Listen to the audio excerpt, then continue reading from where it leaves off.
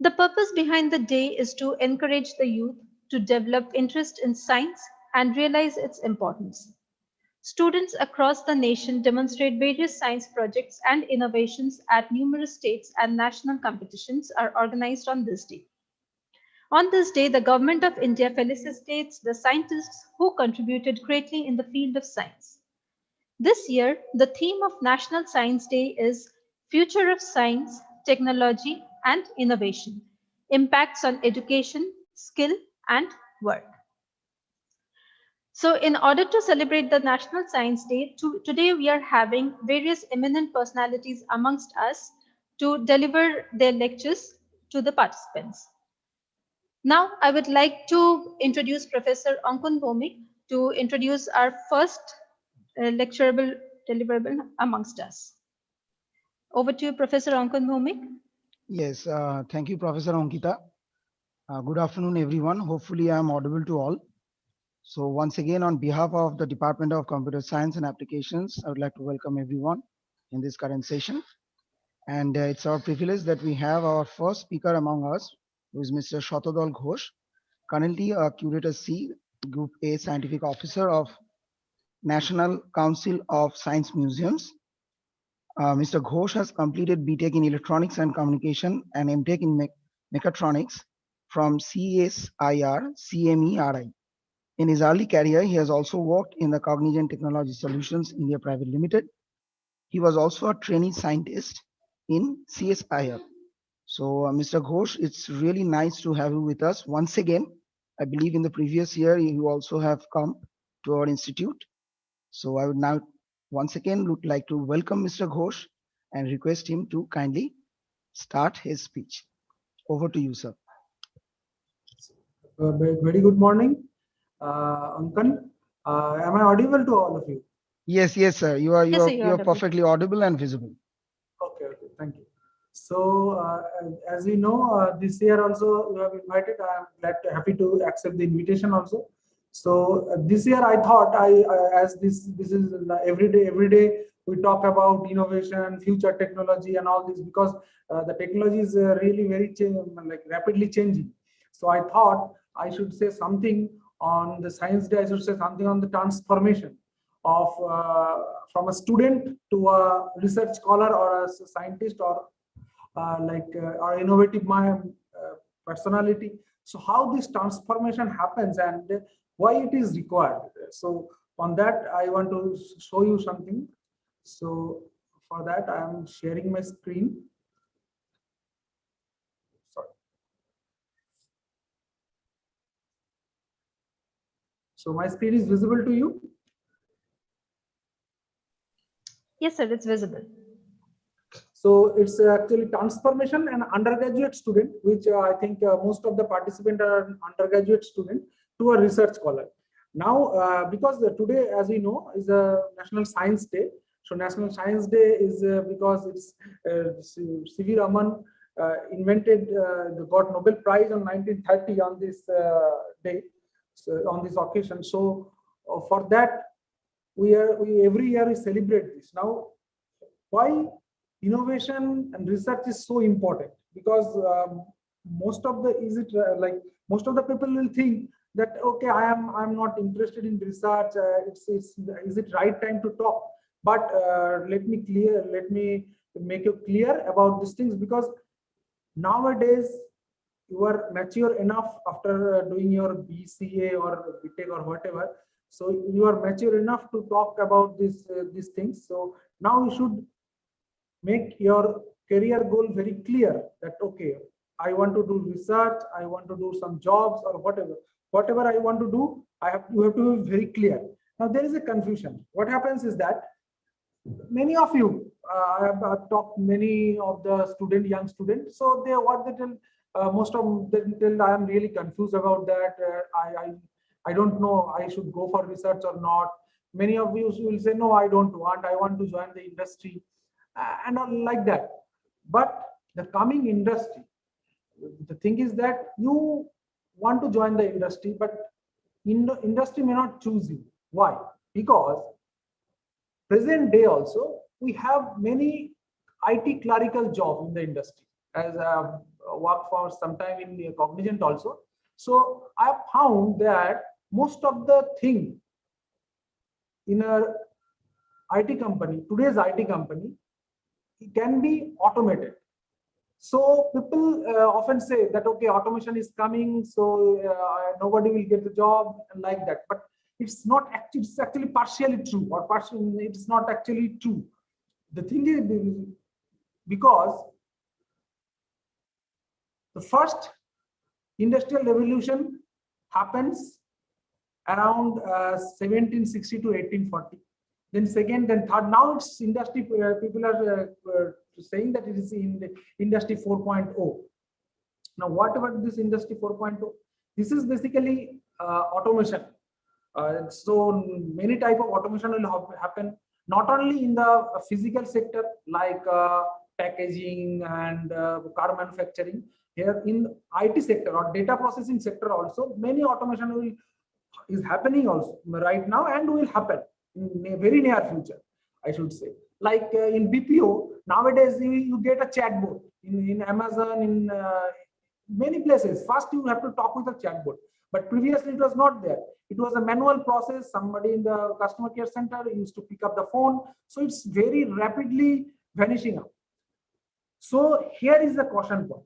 So the IT clerical job or a repetitive type job will not be there for sure. But that does not mean, that does not or no way mean that job will not be there for a professional. So you have to be a professional enough and you have to have a research mind. So the thing is that AI can come, intelligent robot can come, but what they can't do, they can follow your orders. Right now, the state they are having, the state of development the AI is having, they can follow your orders, but they cannot create orders. That excellent state is not till now not achieved. I don't know or when it will come, or is it at all come, or it will come or not, because the problem is that there are some ethical issues also. I'm not going into detail, but the thing is that, so you have to be innovative enough. You have to be innovative enough to cope up with this industry or to be a part of the new industry. So it is not that job will not be there, but the repetitive type of job or a very, like I should say, flat profile job will not be there. So you have to be innovative. You have to have an innovative mind. And now one can ask me a question that, okay, so innovative means I have to be worried, I am not very creative, or like that, I don't know how to do research, I have to get the Nobel Prize. No, it is not like that. So the thing is that in research, there is a confusion I have seen, especially among the very early age student, that research is something that I have to be Einstein, or research is something that I have to. No, it is not possible for everybody to be Einstein. It's true. It is not at all possible to be C.V. Raman. So I'm not going. That is the excellence. That is the excellence. So, but as a research or innovative mind, everybody can have that, and everybody actually has that. So you don't practice that how to deal with this mind. So normally that is kept aside your mind, and you think, okay, that is tough, so I will not go into the detail, but it is not true. So being creative does not mean always some innovating some basic fact like Raman effect. There are scientists who have applied Raman effect to their work. That is also innovation. May not be so I should say primary innovation that they can be given Nobel Prize, but they are scientists. They have contributed a lot. That for example, Raman effect, using Raman effect, you can analyze various chemical property of a chemical. There are spectrometer for that using Raman effect, which uses the basic principle of Raman effect. But now the person who have invented that spectrometer using the Raman effect has actually applied the Raman effect to his field or her field. So that is also very important. That is actually what everybody can do. So for example, you have using AI, you have created that is readily available object detector, that is readily available. Now using that, you can create a visitor counter, you can create a human counter, you can create that surveillance system, automatic surveillance system, that okay, I will inspect if somebody is coming here or not. So that thing, that is also some kind of innovation. That is not very flat thing. So that application part. So one can choose to be the best or to be the excellent. He can choose to contribute something to the primary section. Otherwise, always people can contribute in the application perspective. That is also very unique, because things are there. Using new application makes it totally different. So be creative to the all young student, I would say, and don't like think that okay, I will not go for research. That mindset, that is, I think, a huge problem. Young people do not set a mindset that research is not for me, but that will not be allowed in Industry 4.0. I am making you very clear that it happens that after passing out, people say, I'm not getting good job, I'm not. It is not because of the college or the student and all. It is because of your mindset. You change your mindset, I should say. So everybody, as I say, don't have to be Einstein. But yes, as I know, it is computer science department. So most of the people may be from computer science. So you can focus. You obviously can focus, because Industry 4.0, you obviously can focus on AI and now development of various internal algorithm on AI, like from deep neural. You can work with deep neural network. You can with speech recognition and all. But the thing is that first you do some basic study. It is not that you have to first learn full spectrum of AI. That is not possible. I'm making it clear, but because that will take around 5 years you to grab the idea, the whole things. So what you can do to make it fast forward, because what happens during your study, the boring chapter by chapter description and all make us bored about the subject, and we want to get rid of the subject. So don't make it that. You study something, apply, do some practicals. That is very important. You use TensorFlow, use Python, because why I'm telling Python, it is very easy to understand, because there is two things in programming. One is syntax and another is logic. But the syntax is really not important, and in coming time maybe it will just go away, because you can just write the code in English, plain English language. So AI will convert everything. But what is important is that the logic. So you focus on the logic primarily, and using Python, you actually can focus on the logic rather than going much more detail of what I should say, the syntax part. So that is very simple. Python is a bit slower sometimes for real-time application, but that does not really make some obstruction in practical application, because there are Python and all the things. So that makes the Python code as fast as C++ code. So that is there. So you use Python, you learn the things, you use TensorFlow to how to train your own system, how to train your own, I should say, object detection unit and all. So that will give you a very good feeling that, okay, I can do something, I can do practically. Initially it will take time, but once it will be done, you will feel that everything is going very fast. So use hands-on experiment along with the study, because if you every time state deep neural network, this definition, how this created, you will be bored. I'm telling you will be bored. Every time starting, that idea is important, how to get started with that. But after that, going into detail, every time if somebody tries to make things from ABCD, that is, I'm telling you, not possible. So whenever you try to visualize something, okay, I want to make a visitor counter, for example. So first you have to break the project. A project has from top-down approach, if you follow. So you have to break the project into multiple parts. So first thing is human detection part, then human tracking, then making a boundary and making a logic that when this will cross this or this, so I will count to 1, I will count 0, and finally I have to display it through a web server and all, so that this can be from anywhere in the world, people can access the data. So this way, first you have to break the application. The most maximum part you can break, if you can break the whole project into 20 parts, it will be very easy for you to implement, because individual code will be available in the net. So don't need to write every time, rewrite the things. Some people have say very misconception that they try to no, you have to write the code. Yes, you have to write the code, you have to modify the code, but not every time. If something is available, just go straight away, take that, because it the research and the industry is very fast. It will not give you so much of time. Today you will see something, the very next day you will get whatever you are thinking. If you cannot implement it within say 1 year, 1 month, depending on the complexity, you will say that same thing is available already in the net. So it's so rich in content, in terms of code, everything is available. So you choose your application, an innovative application that is very particular to your society, because people sitting in America a person sitting in America may be very good in coding, but he or she don't know the particular problem you are facing in your society.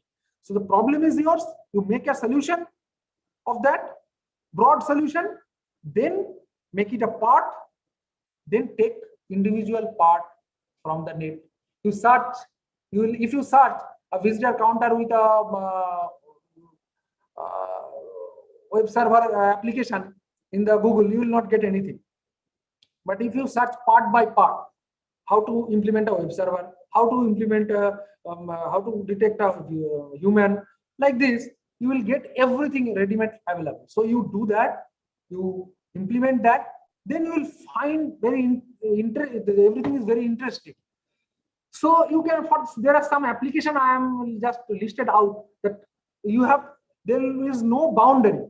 You just think of your application, some wildlife conservation, somebody can apply this AI in employment, somebody can flood prediction, wildfire prevention. So there are application, and try to find out your problem in your area, in your locality, in your society. Then that will be all, obviously has to be unique, because that is not available otherwise.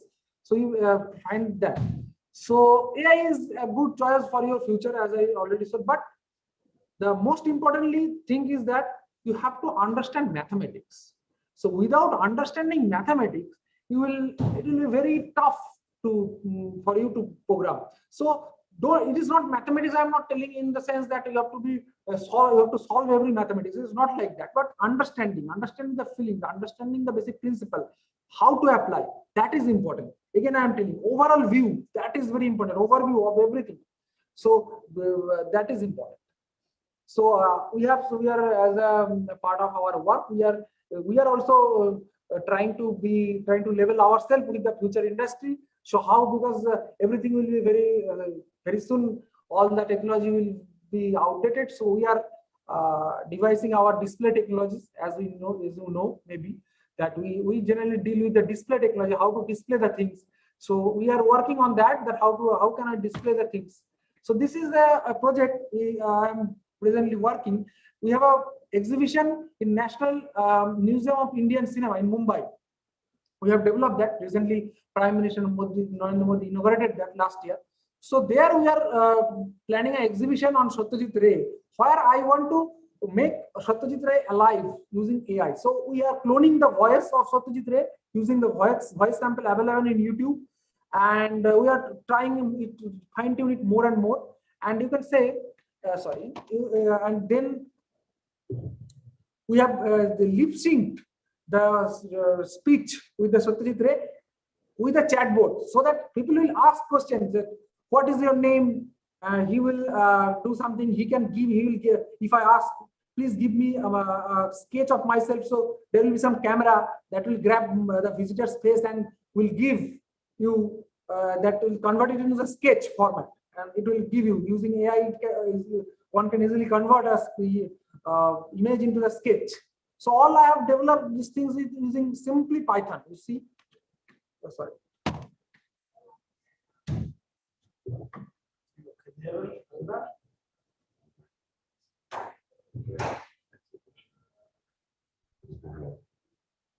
to make you aware about my contribution in Indian cinema. And I really appreciate that you have come to visit this exhibition. Before you go inside the exhibition, I have a small surprise for you. So that's the thing. Here I have devised a display technology called Magic Lens, where you just check it out, where you just using a projector and simply a demo. You just so see, this is a lens kind of thing. So simple whiteboard. So wherever you will take this whiteboard, you can scan the system. This is done also using the camera, and this is computer vision using simple OpenCV library. There is not exactly AI is used in to be particular. So these are the technology we are working. So this is you can in Facebook you have seen. So here we have created one. In Facebook there face swap you have seen. So here I have swapped the face of Sundar Pichai with Virat Kohli, because this is to make the people aware about the fake video, because many people think some riot happens also. Many people think that okay, this is original. Some riot sometimes happens using some fake video. So this is to make them aware about that. Check this, you can check it out. Thank you. Thank you to the President for convening the Global Entrepreneurship Summit. Sorry. But also for our country and for a community.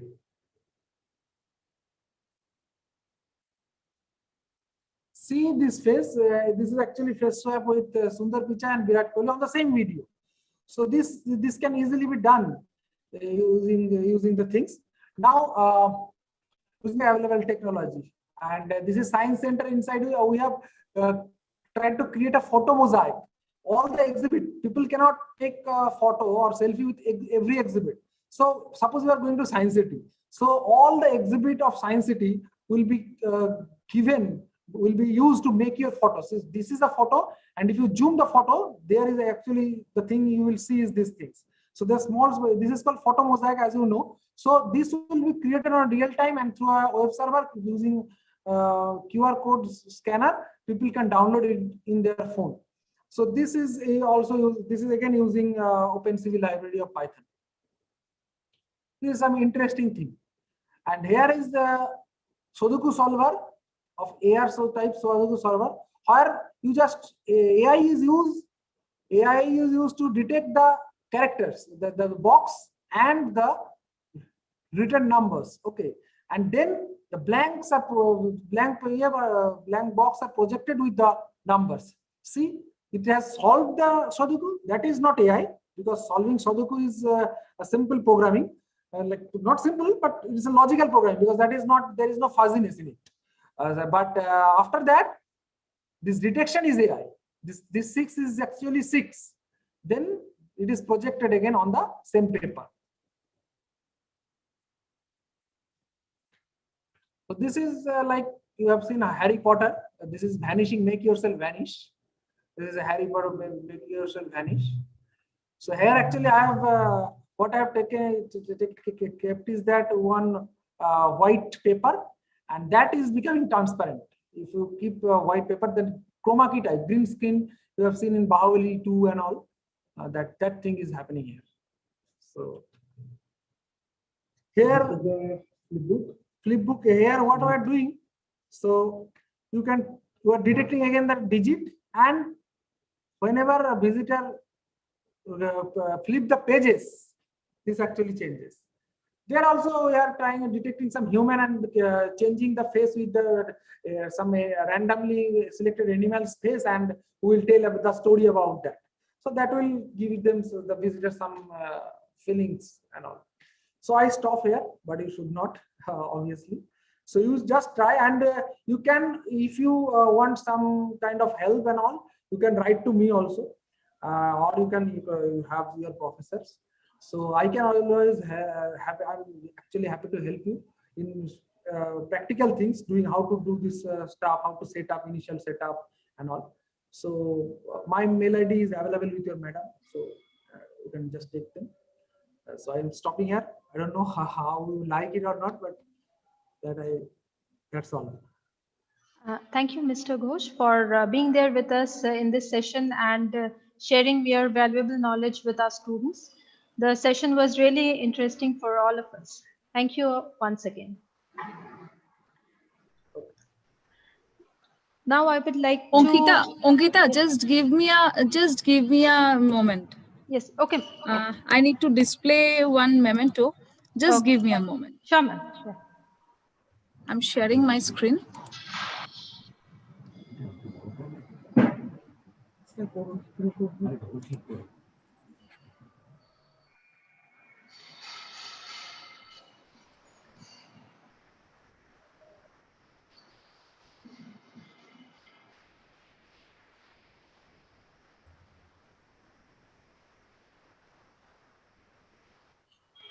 Thank you, Shatadal. You have given such a very nice presentation. I hope, especially students, they have enjoyed it a lot because some hands-on thing you have showed to us. So thank you very much to give your auspicious time, and thank you. I will be sending you all the presentation certificates to you very soon. Thank you, Shatadal. Thank you. Okay, Ankita, you can please move on. Sure, sure. Okay, now I would like to call upon Professor Munjima Shaha to introduce our next speaker for the day to the audience. Over to you, Professor Munjima. Thank you, Ankita. Can you just confirm me? Am I audible? Yeah, you're perfectly audible. Thank you so much. So today we have, on this occasion of National Science Day, our next speaker we have with us, Ms. Rania Lampa. Before handing it over to her, I would like to give a small introduction about her. Ms. Rania Lampa is a global educator, a STEM instructor, and an ICT teacher trainer in Greece. She has a postgraduate degree in language teaching related to cognitive neurosciences, and she is also a passionate researcher on cognitive psychology, cognitive neurosciences, and neuroeducation. Currently, she is a STEM instructor at the Greek Astronomy and Space Company, annex of Salamis. And she is also working at the Greek Ministry of Education at the Directorate of Educational Technology and Innovation, where she writes STEM projects for Greek schools. She has been awarded many national and international prizes, almost 50. And she is a Global Teacher Award to 2020 AKS Award winner also, and a Global Teacher Prize finalist 2019 Warke Foundation. Recently, she has been selected as a Global Icon 2020 featured in Passion Vista magazine. She promotes STEM vision by introducing STEM in astronomy and physics projects and combines STEM with language teaching. She is the founder and international coordinator of 5 innovative international projects that focus on the United Nations Sustainable Development Goals described in the 2030 Agenda. She is also an author of several scientific books for kids. Furthermore, she is a social activist, a global peace ambassador, and an ambassador of the Ecumenical Delphic Union. She is also a part of the educational committee of the Ecumenical Delphic Union in collaboration with Harvard University. She has received 2 humanitarian awards and many peace awards from international humanitarian organizations. Recently, she became International Ambassador of Volunteerism and Education of the Greek Academy of Volunteerism and Educational Health Plus. She is the President for Greece of International Arts Acts and Access to Human Rights International, Chairperson for Greece of Ladies of All Nations and International Executive Member of Global Edu Leaders Forum, Honorary Ambassador of Charles Walter Society for Innovation and Research, Educational Ambassador and Member of International Organization of Educators and Researchers, Ambassador of the National Educational Policy 2020 of India, International Ambassador of the South Asia Institute of Advanced Research and Development, Center Peace, Advocacy and Sustainable Development, K-12 Digestive Magazines, International Youth Society, Global Peace Councils, and a mentor of 100 Mentors platform. She's also a social activist, a Global Peace Ambassador, and Director of Education Affairs, a forum of 36 plus Peace and Unity. She's an editorial board member of many journals. She has presented her research in numerous international conferences and e-conferences, and she has published her work in various journals. So I would just, with such a great profile, ma'am, I welcome you to this occasion of National Science Day 2021 of our Department of Computer Science and Applications of Institute of Engineering and Management. Over to you, ma'am. Greetings from Greece, from Athens. Thank you very much for your kind invitation to be today a part of this so enriching and meaningful event. Rania Lampou from Greece, STEM instructor. Currently, I'm working at the Greek Astronomy Space Company and at the Greek Ministry of Education, where I'm writing Greek STEM projects for Greek schools. Today, we're going to explore the crucial role of STEM education, STEM at all levels of education, since STEM is the future of education. And in the second part, I'm going to show you some of my multi-award winning projects, since I had the chance to participate in a very pioneering and innovative program organized by CERN, the European Organization for Nuclear Research. And there I'm going to show you many things. May I share my presentation? Sure, ma'am. Sure. You have given the rights. You can share your screen. So a high-value, knowledge-intensive economy, as we say, founded on high levels of productivity and innovation is necessary to thrive in an increasingly competitive world. So as the economy rebalances towards investments, exports, and manufacturing, major growth sectors require a competitive base skills, which is vital to our future as a knowledge-intensive economy. The trend of combinational teaching of science, technology, engineering, and mathematics, the so-called STEM, has appeared the last decades. In the last years, to broaden and diversify science in schools and link it to technology, engineering, and mathematics, there has been a push in the UK, USA, and some Asian countries towards the concept of STEM. So the STEM acronym was introduced in 2001 by scientific administrators at the USA National Science Foundation. And STEM education is actually a holistic approach to learning. It is closely related to everyday life.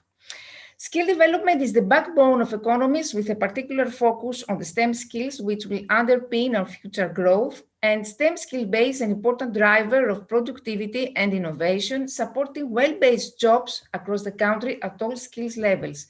So as the economy shifts to more knowledge-intensive industries, we must meet existing demand for skills and develop the skills of those who will drive future technological change and productivity. So STEM actually focus on what we call inquiry and student-led investigations through open-ended real-life problems. When we talk about STEM, we always talk about problem solving, and hands-on activities, empowering students to become out-of-the-box thinkers and creators. By implementing STEM through projects in education, students acquire critical thinking skills. They are involved in the process of solving authentic problems, and they learn to collaborate in teamwork. In addition, decision-making and communication skills should be among the main goals of STEM education.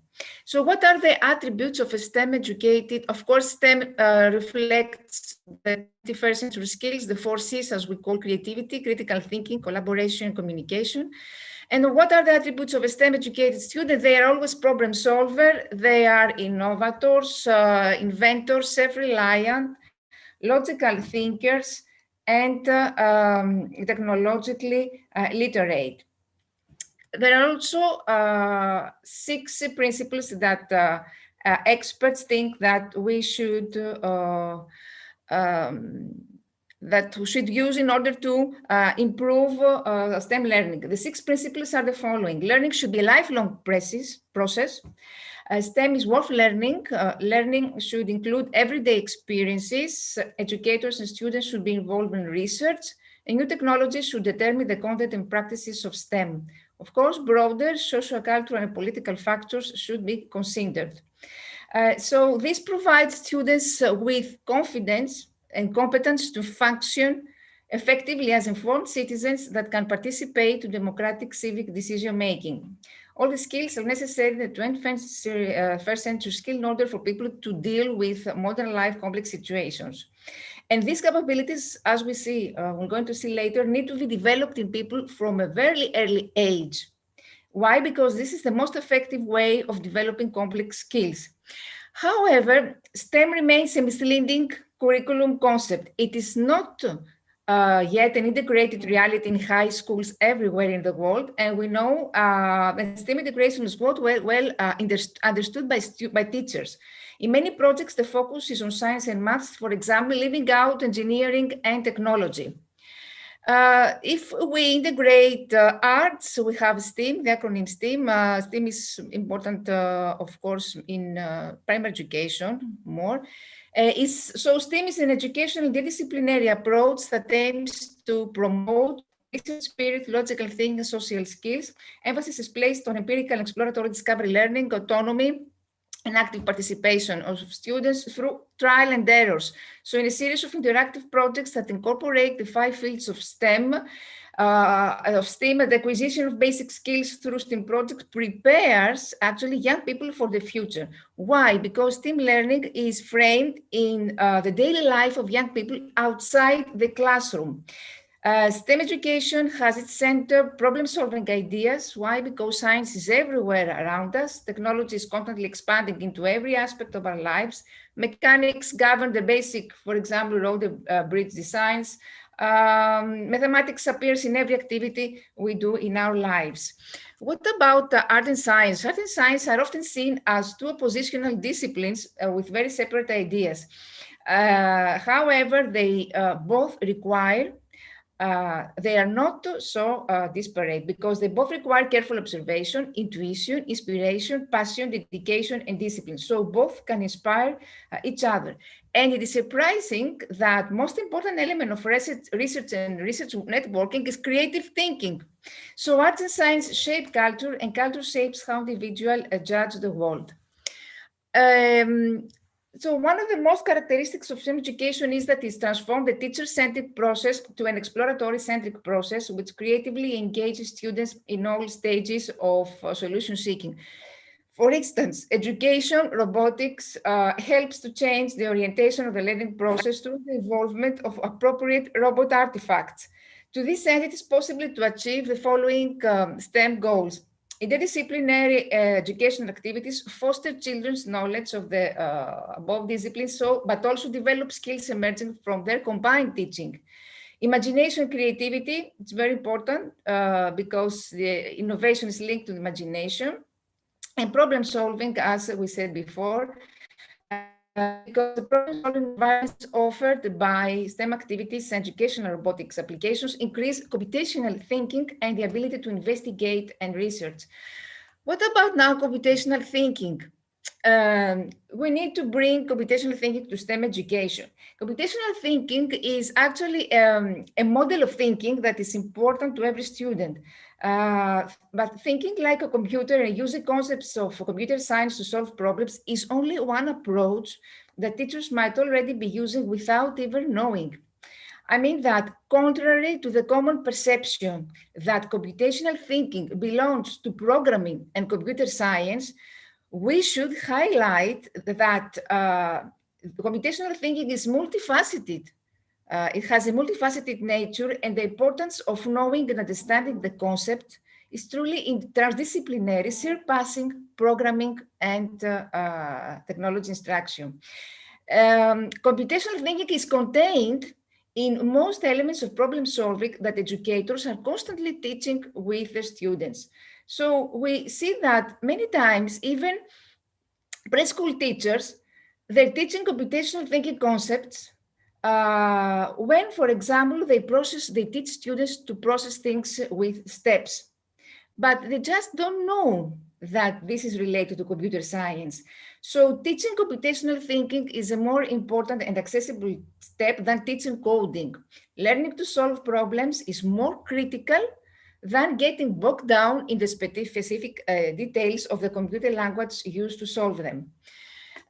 Some experts define computational thinking as entailing abstraction, seeing a problem at different levels of details, or algorithmic thinking, the tendency to see tasks in terms of smaller connected discrete steps.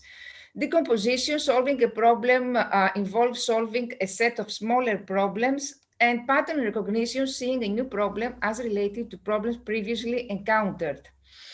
So in STEM professions, it is commonly recognized that computing and computer thinking are important. So in fact, has long been used and commonly talked about in many professional fields, such as physics and biology, even without the participation of computer scientists. So the use of computing is not only a tool, but also a way of making discoveries involving problem solving, as we said, design and model building. For example, computational modeling is used in biology research, climate risk management, and robust decision making. What are the educational technologies that can promote STEM education? First of all, we have here a virtual reality. It's important in education because it engages students, as it is an immersive technology that it has also been used in game industry. It's very motivating for students, and studies show that the virtual environment can stimulate learning and comprehension because, for example, there are programs that can help students understand scientific concepts in a more complete way. For example, scientific concepts such as the distribution of forces in electric field. We have clickers or keypads. It's a classroom technology that allows students to respond and interact through small handheld transmitters. Clickers have usually a 10-digit numeric keypad and not only send a signal, but also indicate whether it has received. Clickers are effective tools, especially in large classes, because they engage students by enhancing their active participation and enjoyment of the class and increase attendance and retention. They are most effective when they are combined with peer and cooperative learning. We have also flipped classroom. In a flipped classroom, events that have traditionally taken place inside the classroom now take place inside and vice versa. So during class time, students work together to solve problems, and unlike the traditional paradigm, class time is not spent on teachers' lectures. Of course, MOOCs that we all know. The Internet of Things is a network of connected physical real objects with and networking capabilities. So in this way, the physical world is linked through the web, and smart buildings, homes and cities can be created. And this improves the way we live and learn and changes the way we work and play. It's also the Internet of Me that includes smart watches and smart clothes, head-mounted cameras, etc. Wearable technologies have many possible applications in education and training. And with wearable technologies, learning can happen anywhere and anytime. Cloud computing is also important because it provides access to resources that can be requested and configured by the user. In education, cloud computing can provide e-learning services such as simulations, video streaming, virtual worlds, and it gives teachers the necessary tools for lectures and labs according to the learner's needs. So teachers can create virtual computers, collaboration tools for data storage, and virtual learning environments.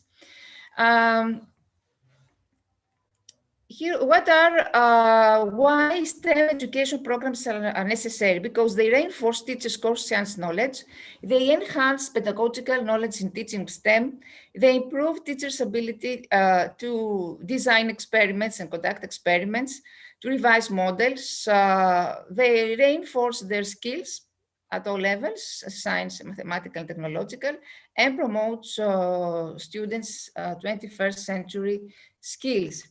There has been, of course, a progress in STEM education, but a lot needed more to be done. Demand for these skills has also risen. It's important to highlight the gender gap here because changing the impression that science is only for boys is actually a huge challenge. We know that the number of girls and young women pursuing many STEM subjects is lower than that of male counterparts, resulting in a STEM workforce where a low representation with a low representation of women. So this is a challenge that many countries face. Urgent action is therefore needed to ensure that the talent pool for STEM industries is attractive to both men and women. We need to address the STEM skills gender gap by improving the participation of girls and women. Getting more girls and young women into the sector has a huge potential for the economy and women themselves in terms of career satisfaction and earnings. What about STEM in higher education?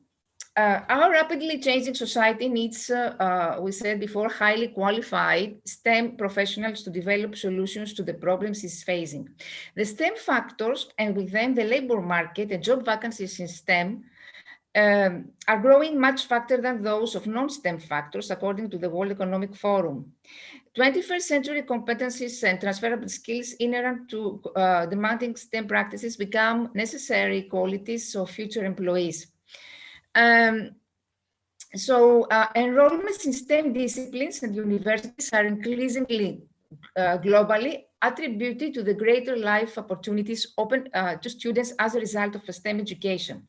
Higher STEM education plays a substantial part in providing such a competent workforce. However, in order to deliver sufficient and sufficiently qualified STEM graduates, higher education institutions must attract a significant number of competent and motivated students into STEM programs.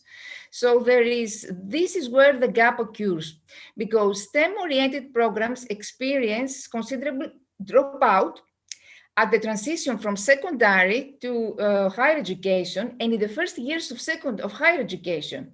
So tertiary STEM programs are already less popular than non-STEM programs. In Europe, fewer than 1 out of 3 students in higher education is enrolled in a STEM program. So today, secondary education in STEM is facing two major challenges that must be tackled in order to diminish the gap between secondary and higher STEM education. Students enroll in a higher education program because they have career aspirations in that area. So youngsters' inclination to pursue a career in STEM is dependent on their academic performance, their self-efficacy, and their interest in science and technology, and of their perception of the usefulness of science and technology for their future life and for society. So their motives are, however, not mutually independent. The relevance of science education study revealed that although the majority of European youngsters believe that they can personally influence what happens in their environment, they do not actually believe that science and technology are means to do so. Additionally, studies show a deplorably low interest in STEM. Students' image of careers in science and technology has an influence also on interest retention, because many students regard STEM jobs as very difficult or risky, with few practical or creative opportunities. So students who lack a strong self-efficacy in science are easily repelled by this inadequate image and are consequently driven away from pursuing STEM pathways. Another challenge faced by secondary STEM education is the ever-trending question of how to equip students with the literacy, high-order skills, and 21st century competencies required in higher STEM education and in European society in general. Creative solutions to problems require a thorough understanding of basic STEM concepts and ideas, but also the ability to make cross-disciplinary connections. Industry representatives stress the need for a range of critical thinking skills such as inquisitiveness, logical analytical thinking, self-regulation, decision-making, and creativity. Critical thinking facilitates detection of flaws in a reasoning process and of the quality of a decision or a solution to a problem. And another challenge consists of gradually providing secondary STEM students with the skills set expected of prospective first-year STEM undergraduates. So I can say that students lack a sense of the relevance of science and technology to environmental issues, have lacked training in the everyday practices and competencies of STEM professionals, which results in low levels of interest and decreasing performance among students in STEM. So the lack or loss of interest in science and technology among European youngsters strongly contrasts with our world growing problems, which call for urgent technological innovation based on scientific research, for example, sustainability, climate change, issues of energy. But how does compulsory secondary education play a role in this mismatch? The study reveals that science, as it is taught at school now, does not help students realize its importance to society. The often fragmented manner in which STEM courses such as mathematics, physics, geography, mechanics, and electricity are taught in secondary education does not appeal to students and causes them to lose their interest in science and technology.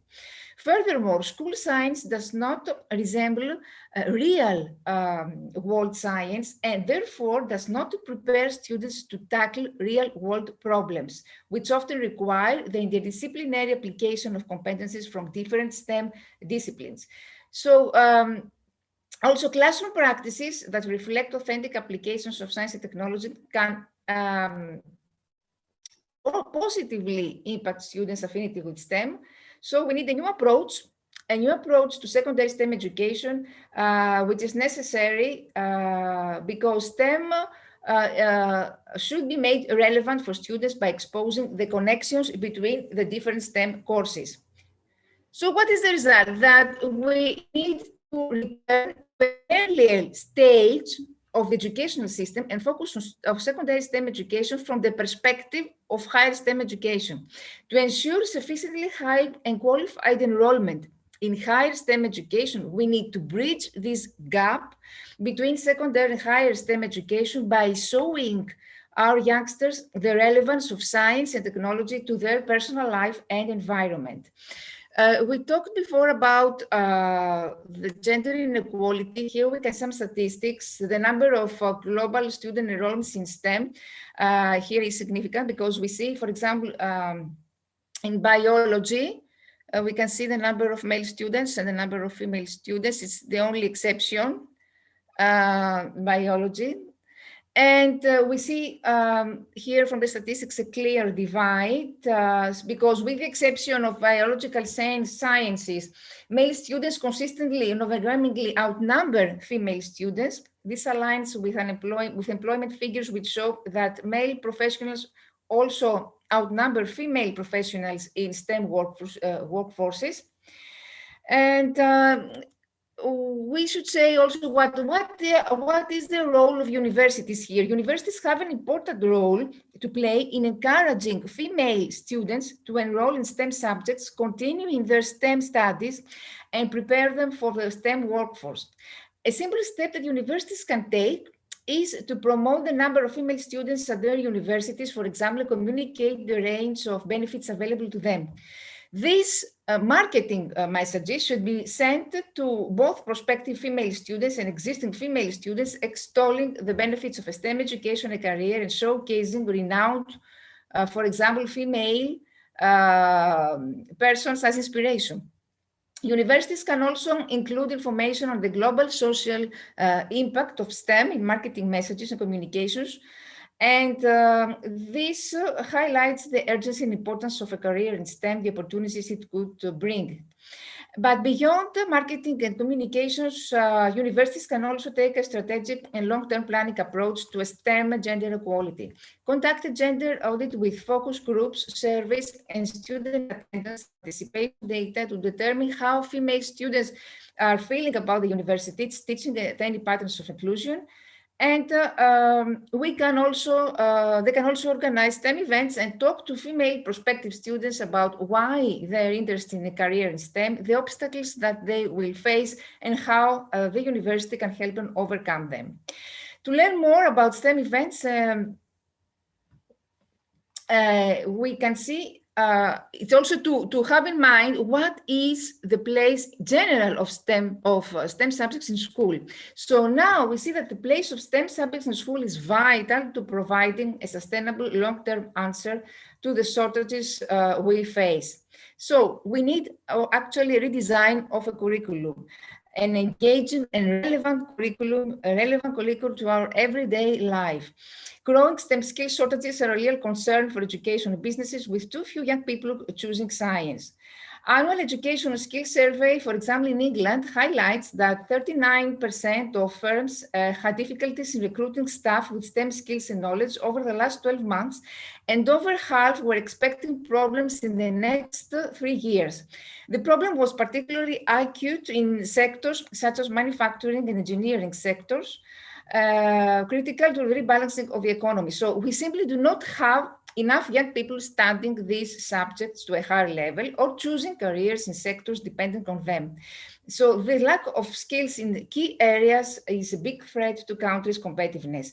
We need a step change, but this has to start from primary education, because according to research, by the time young people reach secondary school, many have already switched off to science subjects, reducing engagement, limiting outcomes, and decreasing the number of who pursue science to a higher level.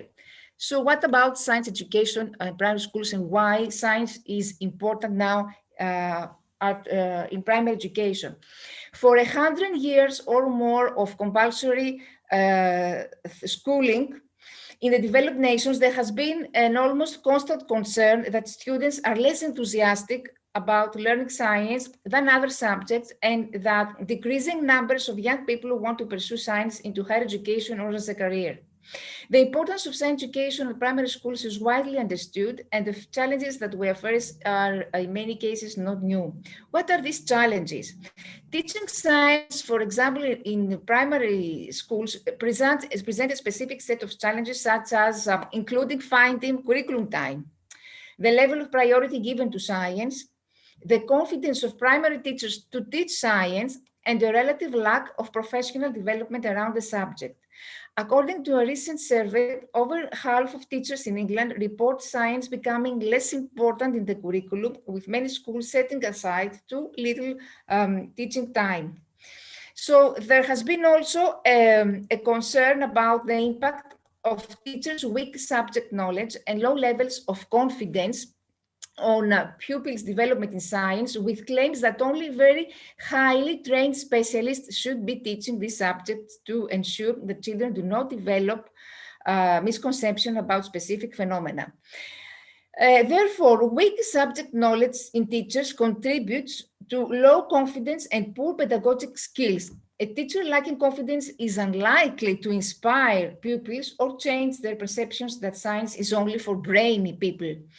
Another latest report notes that teachers must recognize the limitations of their scientific knowledge and know how to address this. They must also understand how children progress conceptually in science and plan lessons accordingly.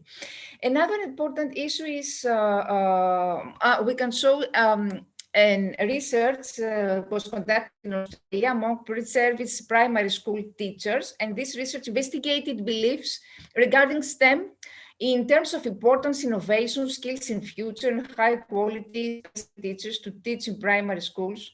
And the questionnaire included questions about intentions to teach STEM focused on the interest connected to daily life, and the ability to apply mathematics needed for primary teachers to be supported by a specialist STEM teacher.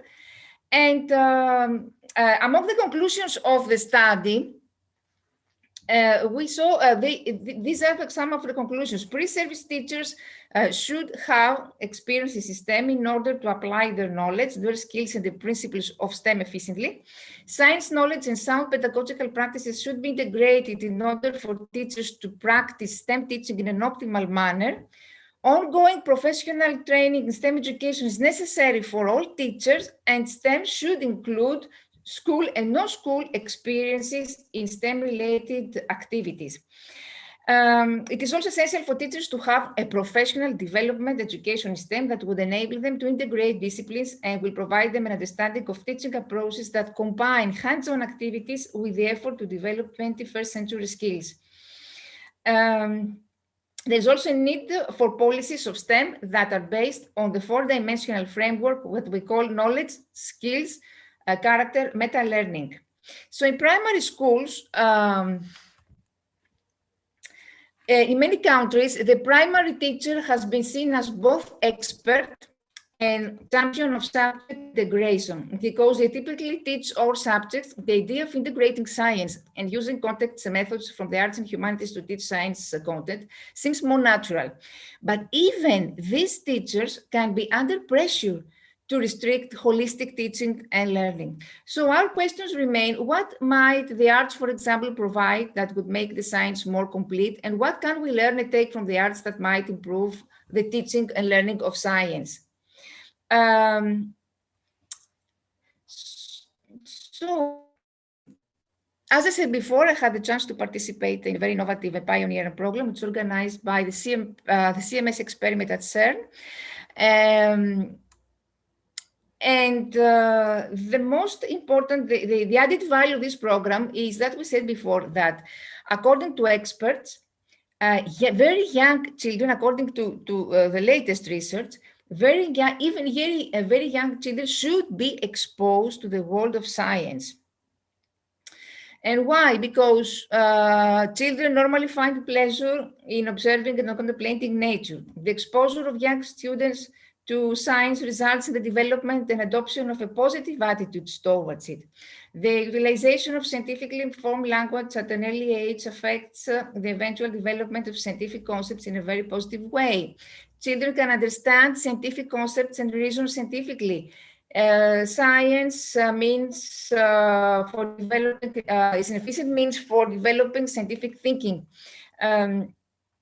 Because as we said before, while this is necessary, we said that physics is taught in high school in ways that don't motivate students. And as a result, they make them think that the subject is boring and useless for them. And one of the reasons that in most cases science is taught only high schools, for example, is that they are not specialized science teacher in primary school. And since modern physics can be a difficult subject, primary school teachers may lack the confidence and knowledge to perform well in the classroom. So many times they are excluded from the creative world of the modern scientific approaches, etc. So the project that I participated is organized a science education program that encourages the implementation of STEAM project. Is organized, initially was supported by the CMS experiment and subsequently by the Atlas experiment at the Large Hadron Collider with the framework of the Creations European project. It is now supported by Rainforest European Frontiers European projects.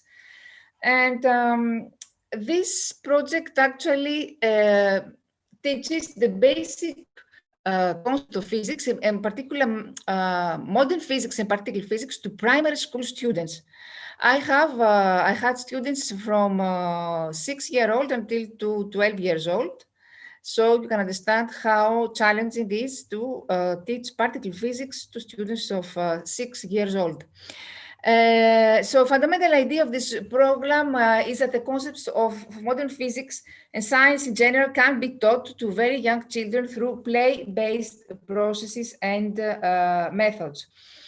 This program, called Playing with Protons, focuses on experiments conducted by the students themselves with everyday materials that we have in our home and objects, and it results in the students becoming familiar with complicated scientific concepts, as well with the latest developments in the field of particle physics research. Knowledge of modern physics should be explained in a way, and a lot of hands-on activities should be utilized in order to provide a solid foundation to young students for a deeper understanding of scientific concepts. This project is combined with primary teacher training taking place at CERN. 10 teachers from UK and Greece are selected in order to participate in the training program that takes place at CERN's installations. There, they experiment with simple materials, and when they return to their countries, they have to diffuse the knowledge they acquire to their colleagues and to their students. The main goals of the program are to enable primary school teachers to invent innovative scenarios and lesson plans to motivate the students and enrich the curriculum at the same time, to experience technology, science, and innovation at CERN, which is the largest particle physics laboratory in the world, get acquainted with new teaching approaches based on hands-on activities and experiments, diffuse the knowledge they acquired at CERN to their colleagues, peers, and local communities, feel confident when teaching science. So Play with Proton programs enables primary teachers to improve their knowledge and teaching practice with creative methods that can attract the attention and get students engaged with science and technology ideas.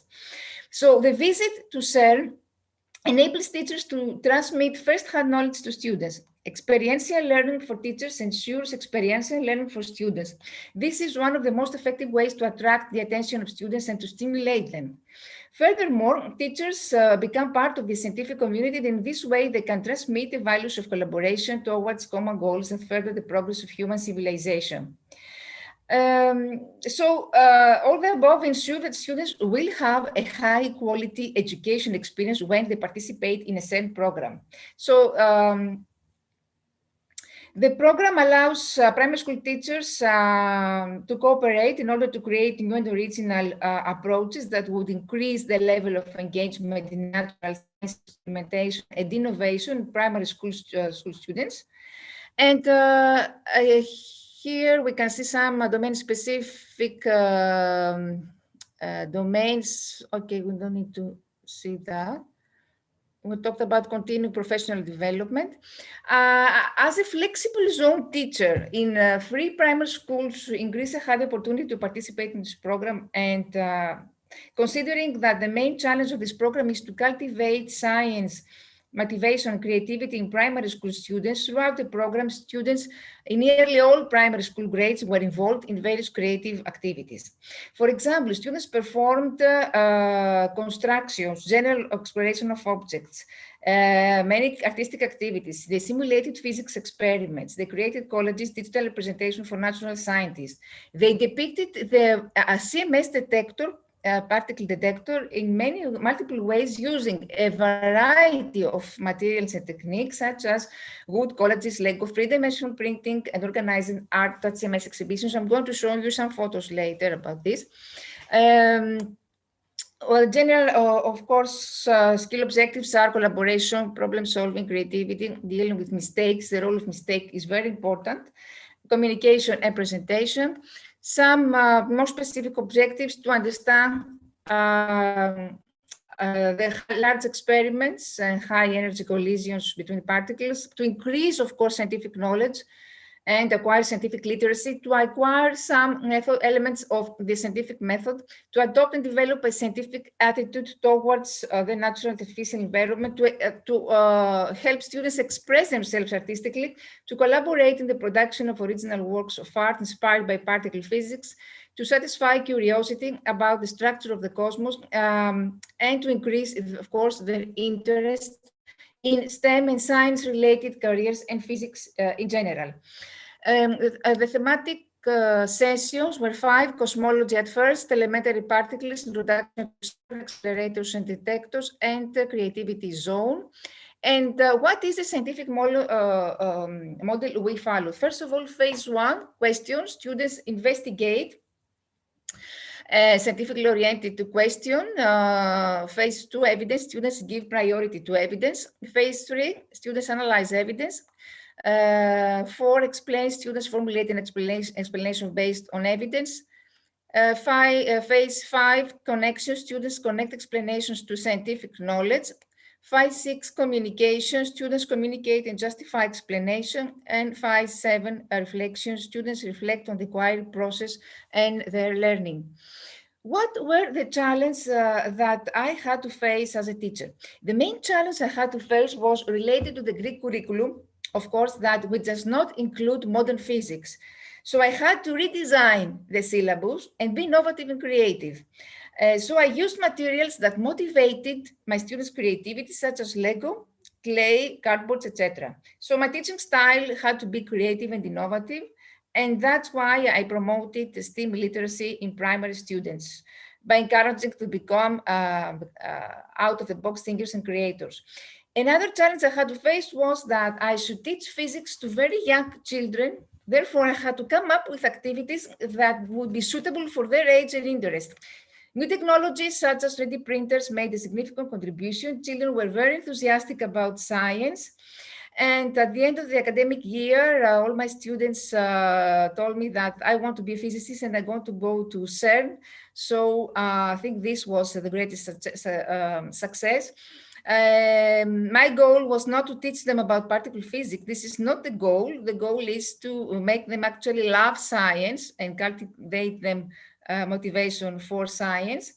And a great outcome of all these activities is the production of original audiovisual material, digital material. We can find them, it's free on YouTube on my channel, of educational resources about physics.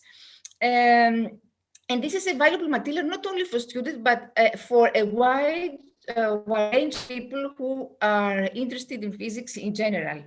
And the second one, the third challenge I had to face was that I teach to underprivileged children in a building and infrastructure we were in a terrible condition. So what is the model that I adopted?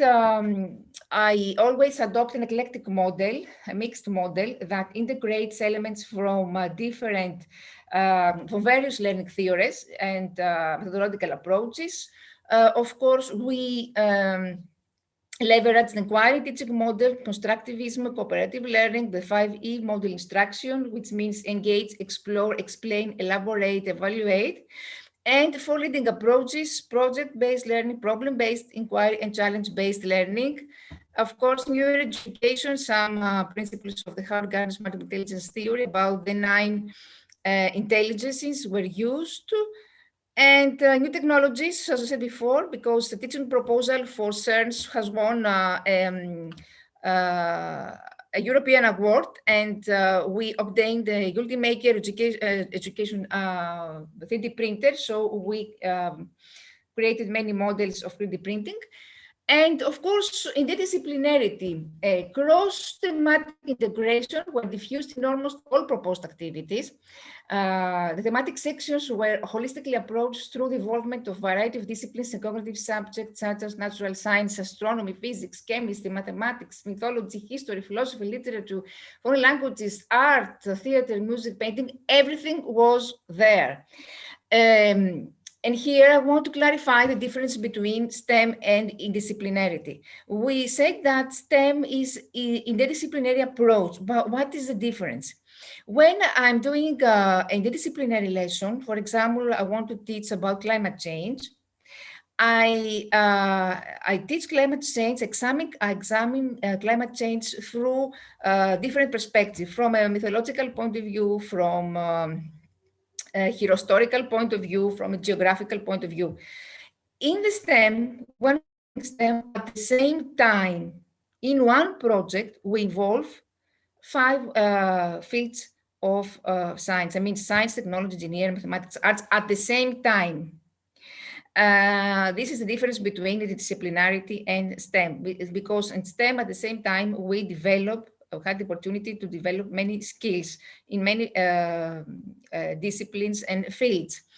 Here we can see before some, for example, here a session, we had to, the engineer challenge there was to create and build models and maquettes of certain installations.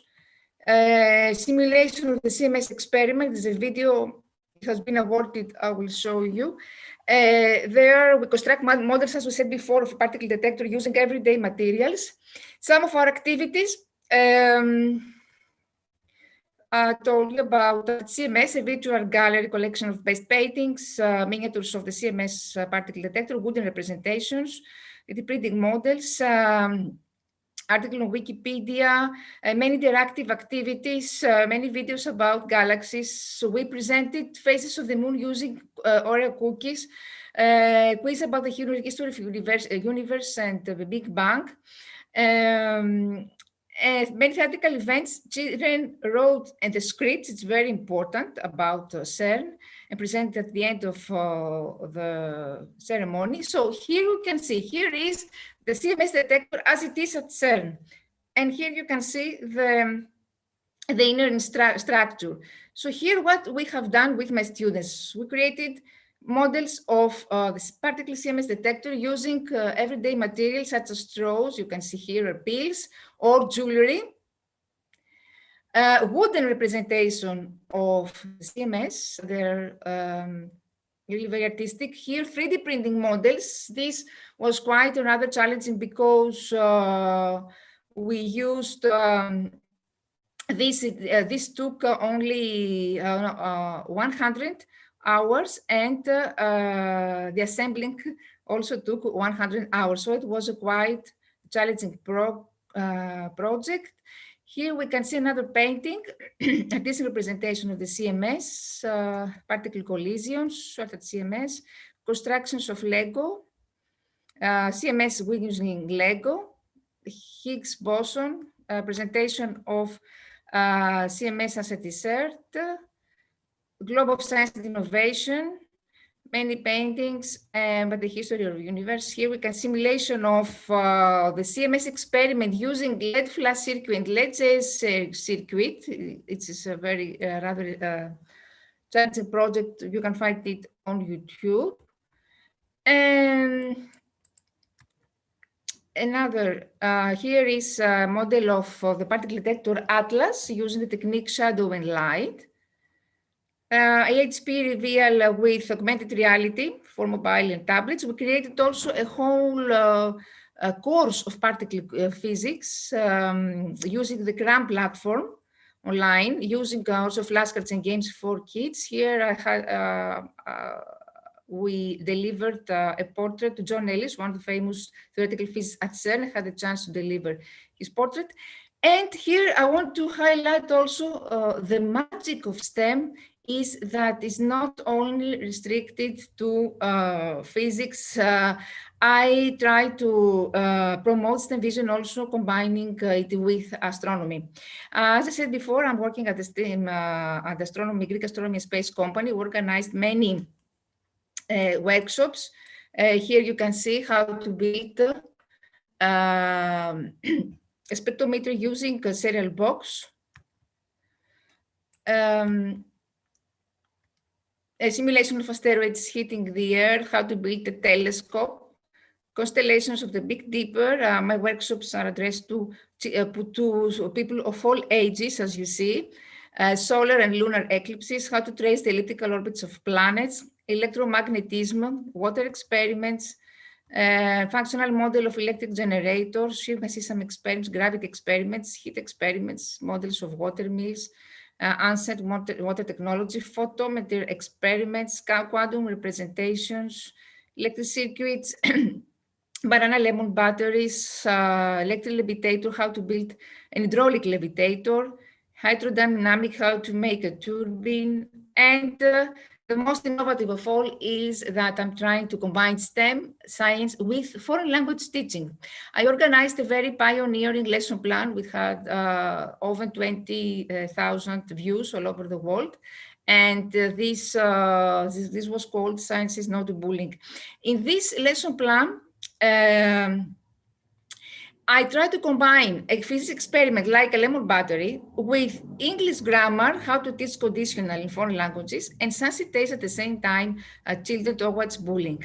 So the teacher at first demonstrates in classroom how to create a battery of lemons. At the same time, students experiment with different materials and conditions in foreign language. For example, they say, if I use the safety pin, will the bulb light up? If I use a pencil, will this light up? In the third part, so they learn at the same time they do the physics experiment, they learn about English grammar. The third part, the integrated art projects, because we represented, we had 6 lemons, yellow lemons and 1 green lemon, which represented the bull lemon. So the final part, students dramatize on stage a situation of bullying. And here we can see, I also organized them workshops in the Children's Oncological Hospital and for refugees also. All these projects have so far received 50 awards. And for this project was elected among the best teachers in the world with the Global Teacher Prize. This was my presentation. Thanks a lot for your for your attention. And if you have any question, I am at your disposal.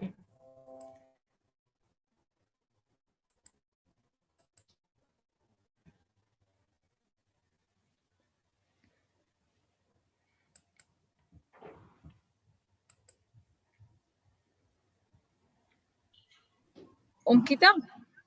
Yes, ma'am.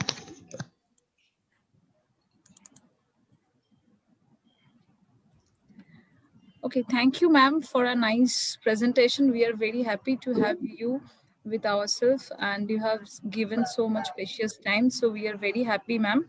Now I would like to call, this is a presentation memento. We will be also mailing you. Thank you, ma'am. Thank you, ma'am, for giving your precious time to us.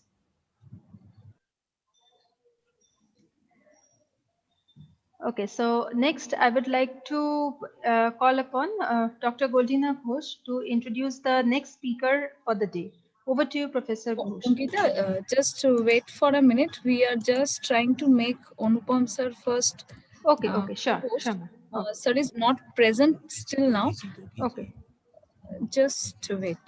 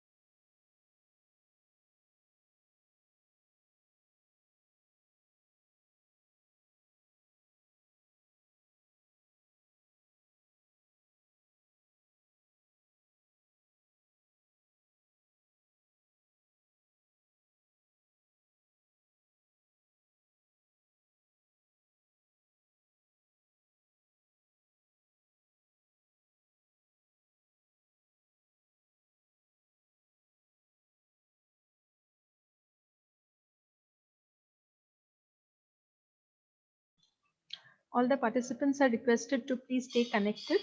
Our next speaker for the day will be joining with us shortly. So please stay connected in the meeting.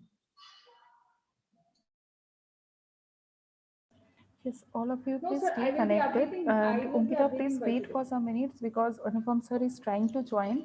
Yeah, sure. There is some problem. So Okay, sure. I'm already. okay, okay. Okay.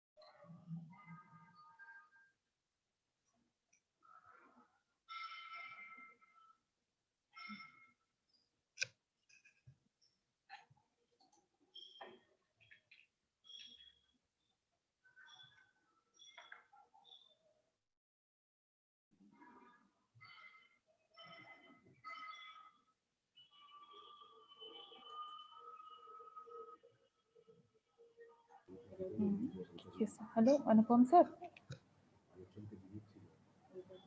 Anupam sir, am I audible?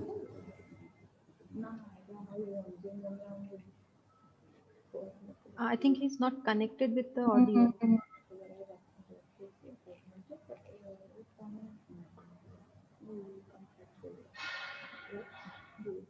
Anupam sir, can you just please unmute yourself and confirm whether we are audible or not? Am I audible? Yes, you are audible, and I presume that I am also audible. Yes, Sir. Yes, sir. you are audible, sir. Okay. So now I would like to call upon Dr. Goldina Ghosh to give a brief introduction of our next speaker of the day, Dr. Anupam Debsharkar. Over to you, Professor Ghosh. Yes, good afternoon to all the participants and good afternoon to you also, sir. So myself, Dr. Goldina Ghosh, is introducing Dr. Anupam Debsharkar. He has earned his BCE in the year of 1994, MCE in the year of 1997, and PhD in the year of 2010 from Jadavpur University. He started his professional career as an assistant environmental engineer in West Bengal Pollution Control Board in 1998. Dr. Debsharkar is presently Professor of Environmental Engineering Division of the Department of Civil Engineering in Jadavpur University. He has published a total of 77 technical papers in national and international journals, 55 conference papers. His research area is on water and wastewater treatment, air and noise pollution, and hazardous and industrial waste management. He has dealt with 11 research projects in the field of waste management, water treatment, and air and noise pollution. He is presently working as a research team member of Arsenic Research Group of University of California, Berkeley. He also acted as a member of Executive Council and Court of Jadavpur University over the period of 2010-2011. So we warmly welcome you, Dr. Anupam Debsharkar, for our session today. A very good afternoon to you, sir. Please, sir, you may proceed with the session. Thank you. Thanks a lot for giving me this opportunity to share some very interesting aspects of Kolkata's air quality, and this is one of the burning issues that we are dealing with. Let me share the screen first, then I'll be entering into the discussion.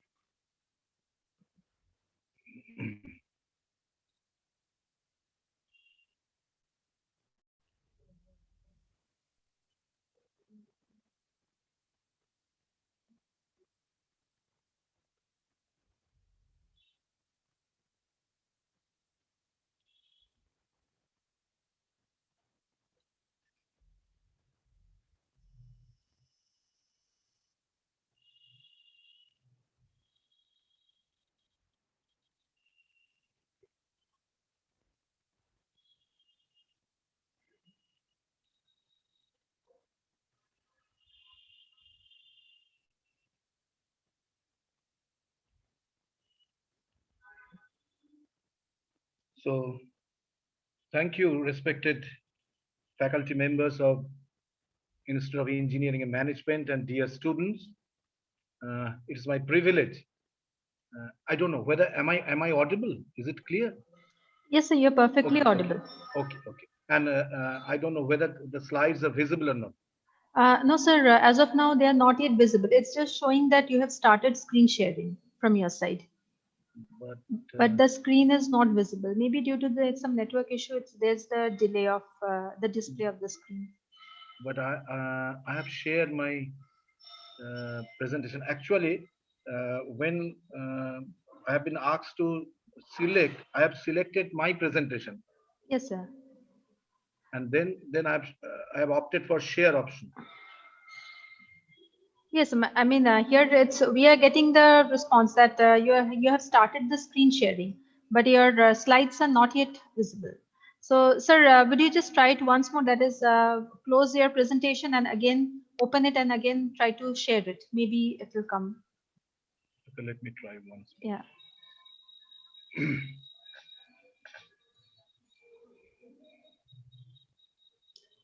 Sir, you can just stop the screen sharing and again try it fresh. Hmm.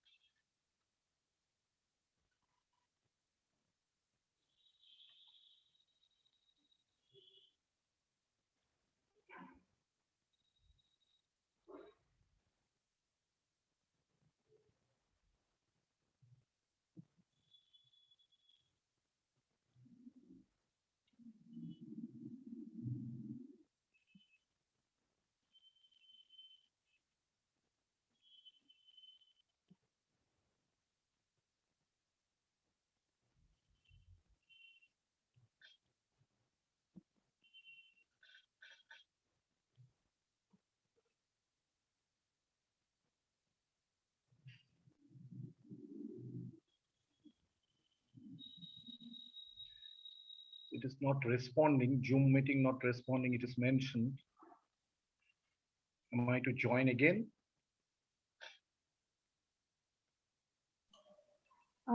Sir, have you tried to stop the screen sharing? Actually, this option is not coming. Okay, sir, then you may try joining again because I think the Zoom from your end is not responding at all. Sir, or else you can mail us this one, The presentation, so yes. that, yes, so that we can share from our That end. will be the last resort. So let me try one. Okay, okay, okay. Sure, sir. Sure, sir.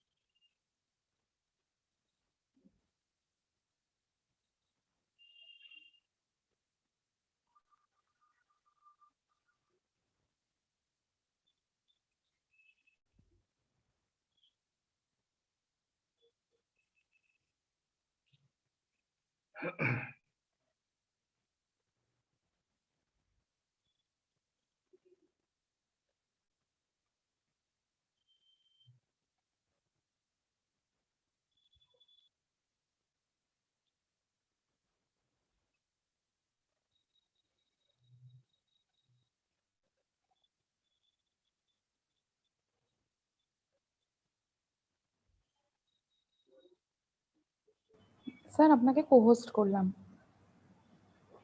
ওকে, হ্যাঁ। আচ্ছা, এখানে যেটা you are connected to computer editor, so you can hear me. Yes sir, we can hear you. So let me share the screen again. Okay, yes.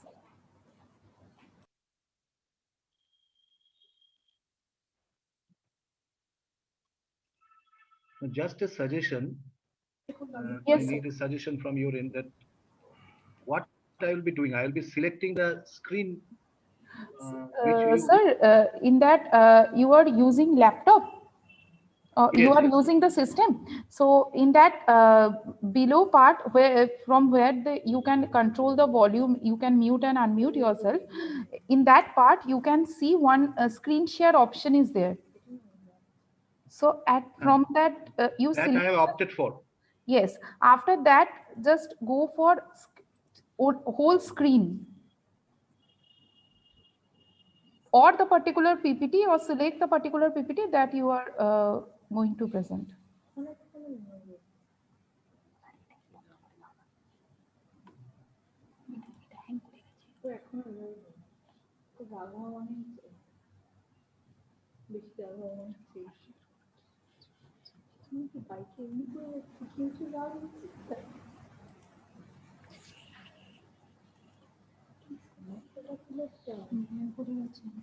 কিছু আসছে কি? Sir দেখাচ্ছে যে আপনি স্ক্রিন, হ্যাঁ হ্যাঁ হ্যাঁ, ইটস ভিজিবল। আচ্ছা, আমার স্ক্রিনটা কি আপনারা দেখতে পাচ্ছেন? এবার তাহলে আমি আমার প্রেজেন্টেশন হ্যাঁ হ্যাঁ ওপেন হ্যাঁ করব। হ্যাঁ, একদম। আমার মনে হয় সেটাতেই কাজ হবে। হুম হুম হুম। আমার স্ক্রিনটা কি দেখতে পাচ্ছেন? ডেস্ক হ্যাঁ আমার হ্যাঁ হ্যাঁ, ল্যাপটপ। দেখা যাচ্ছে স্যার, দেখা যাচ্ছে। এবার তাহলে ওটা হয়তো হবে। আমি পিপিটিটা ওপেন করছি এবার। হ্যাঁ, পিপিটিটাও দেখা আপনারা যাচ্ছে, দেখতে মানে পাচ্ছেন। ওপেন হচ্ছে আর কি। হুম। আচ্ছা, এই অ্যাডমিট আমি এখন কি অ্যাডমিট আমি করব নাকি আপনারা করে দেবেন যারা যারা আসছে? স্যার আমরাই করছি। ওকে। এবার কি দেখা যাচ্ছে পিপিটিটা? আমি ছোট করে দেখছি। Yes sir, it is visible.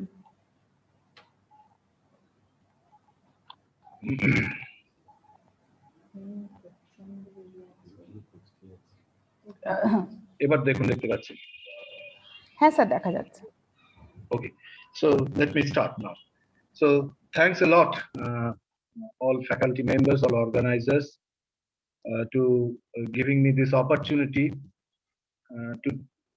to deliver a talk on this particular topic that actually I have opted for. The subject matter of my today's deliberation is air quality of Kolkata current status, and perhaps you know that particularly during winter periods we bother a lot about the quality of air in Kolkata city, and you perhaps know that Delhi is suffering from severe air quality related problems in recent past, and Kolkata is not far behind from that particular scenario. So I thought that when we'll be observing National Science Day, it will be very pertinent one to discuss on the air quality issues of Kolkata and what is the current trend. So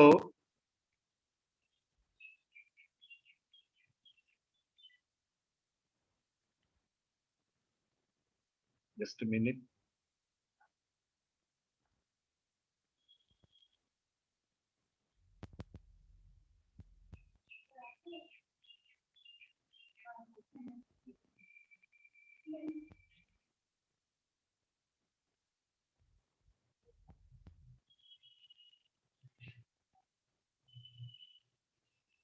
Hello.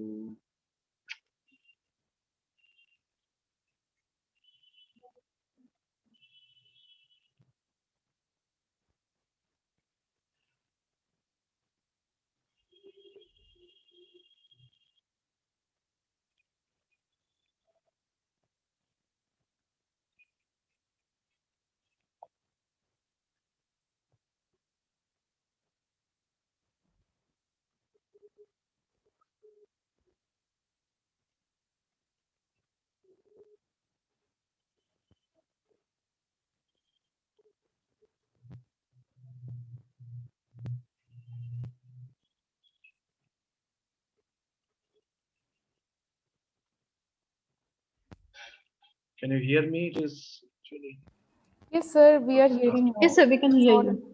but I cannot change the slide. That's the problem.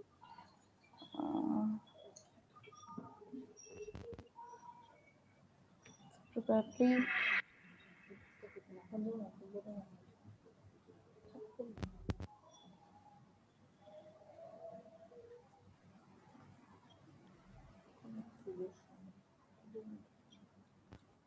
Just a minute.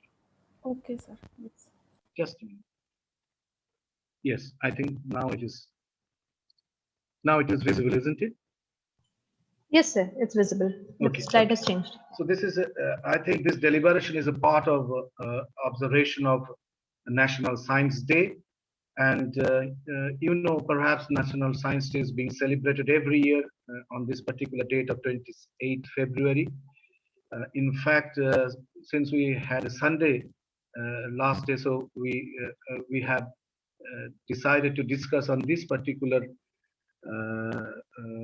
issue as a part of observation of National Science Day.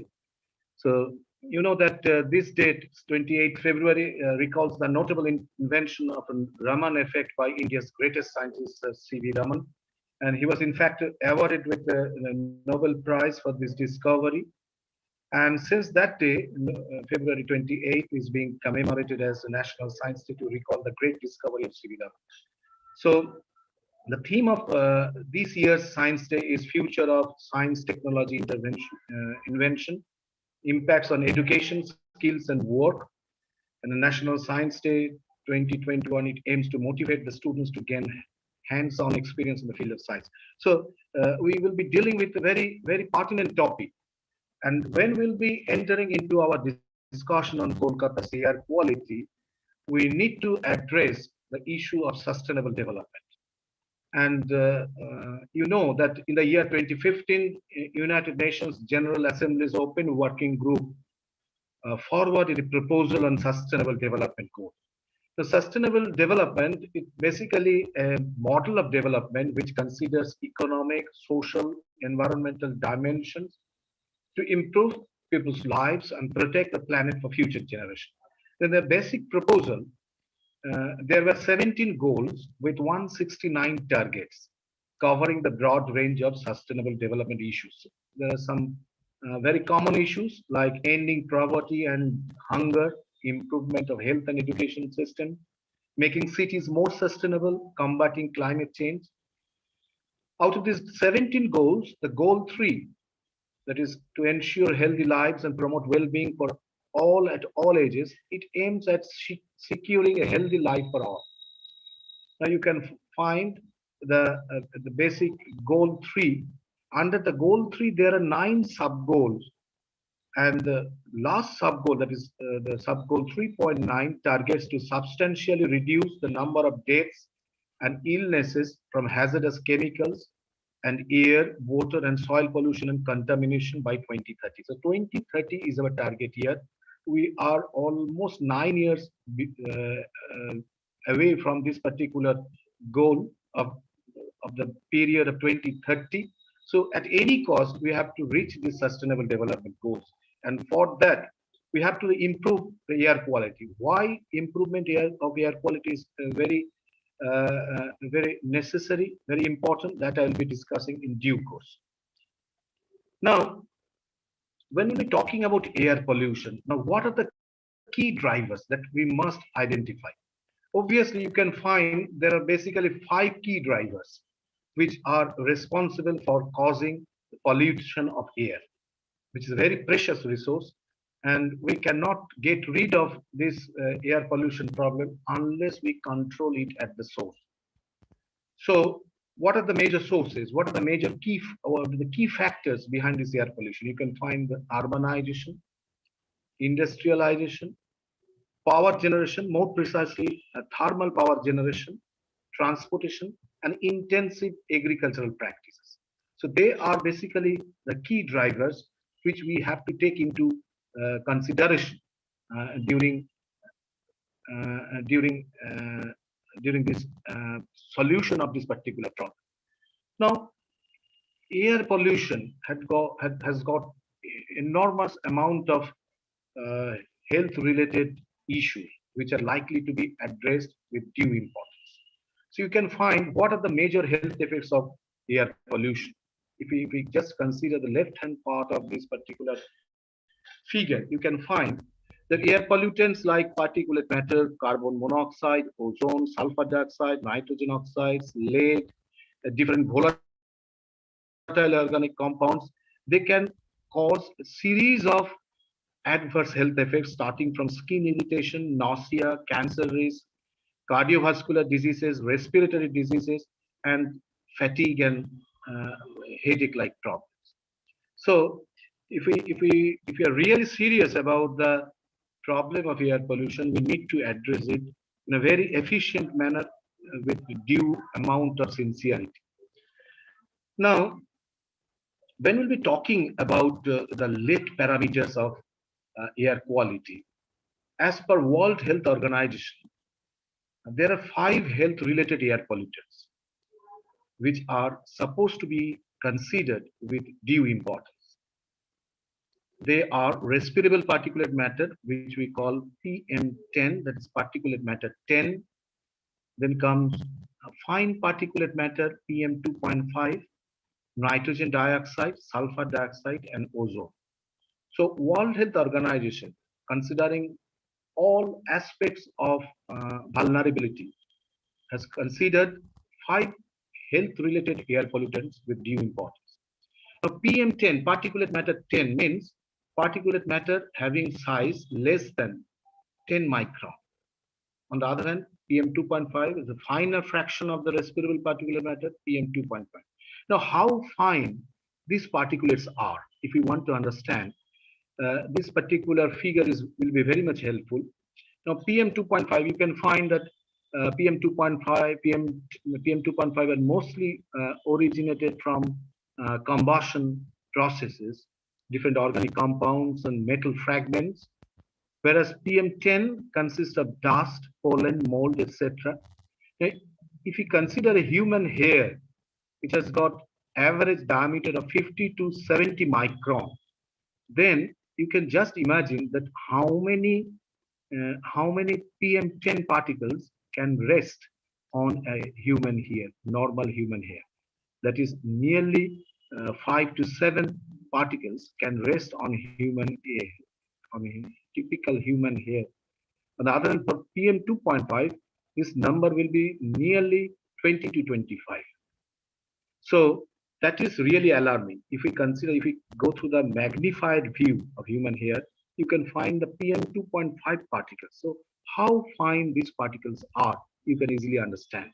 So if these particulates, particularly fine particulate matter, PM2.5, enters into our respiratory tract, what kind of problem they can do, that we have to understand first. So you can find that finer the particle size, greater will be chances of their penetration into the deeper part of our respiratory system. You can find that where they are actually arrested. If we consider 7 to 11 micron size particle, they will be arrested into our nostrils. So then comes 4.47 to 7 micron. In this way, you can expect that ultra-fine particulates, which we are discussing these days, having particulate matter less than 1 micron in size, they can enter into the alveolar region of our human respiratory system. And this ultrafine particulate matter even can penetrate into the blood. And most of these particulates can have some carcinogenic property. That means they may cause cancer if they contain substantial amount of volatile organic compounds. So you can find that what will be the adverse consequences for PM10. It will be responsible for deterioration of lung function. PM2.5, skin and eye ailments. PM1, tumor diseases, and PM0.1, ultrafine particulate matter. They will be responsible for causing heart and lung diseases. So obviously, finer the particle size, greater will be its vulnerability. So if we take into consideration, as per World Health Organization, the air quality standard is very stringent one. They in fact consider a zero tolerance in this case. So you can find that for PM 2.5, the 24-hour mean value is only 25 microgram per meter cube, whereas annual mean is 10. PM 10 it is 50 and annual mean value is 20. For nitrogen oxides, it is 240. Now, if we want to compare these standards with our Indian standard, National Ambient Air Quality Standard, it is much more lenient. So Indian standard is much more lenient, and that's why we are suffering a lot. So 2510 for PM 2.5 and 5020. Just go through the Indian standard. If we consider particulate matter, then the standard annual standard will be 60 and 24-hour standard is 100. So for PM10, it is 40 annual standard, and for 24-hour standard, it is 60. So you can easily understand that for Indian condition, our national ambient air quality standards has been made much more lenient. And if we go through some very, very significant air quality database on a global scale, produced by World Health Organization in recent past, we'll find the global map. You can find that the so-called low-income and middle-income countries are suffering maximum from these air quality-related issues.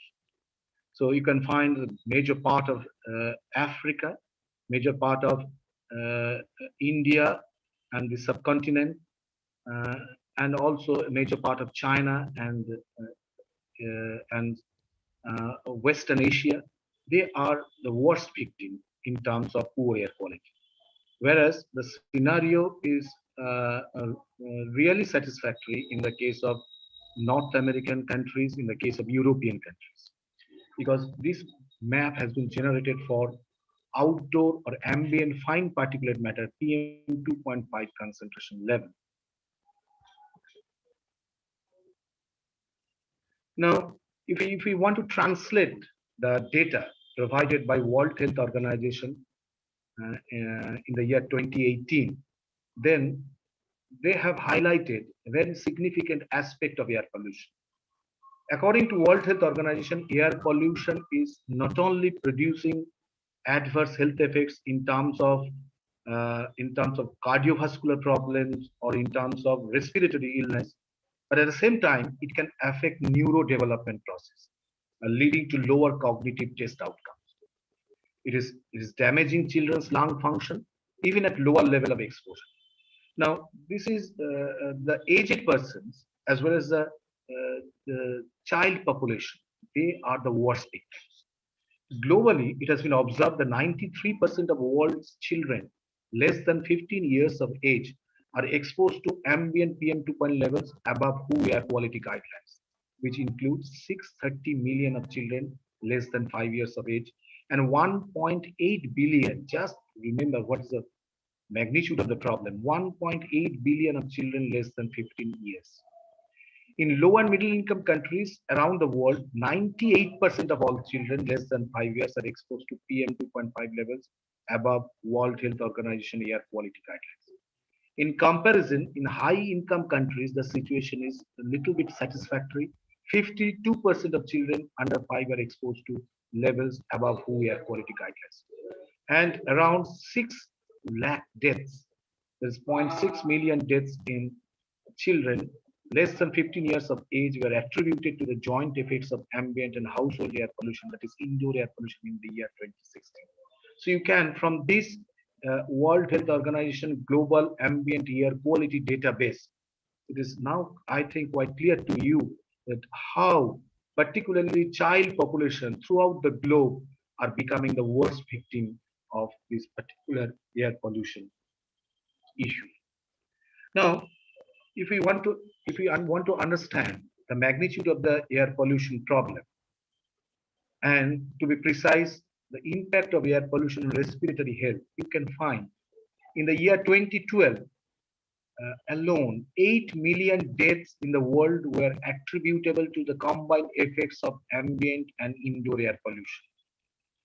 Now, if you just want to have a comparative study between ambient and indoor air pollution, you can find the 3.7 million deaths occurred in the year 2012 due to ambient air pollution, that is outdoor air pollution, and 4.3 million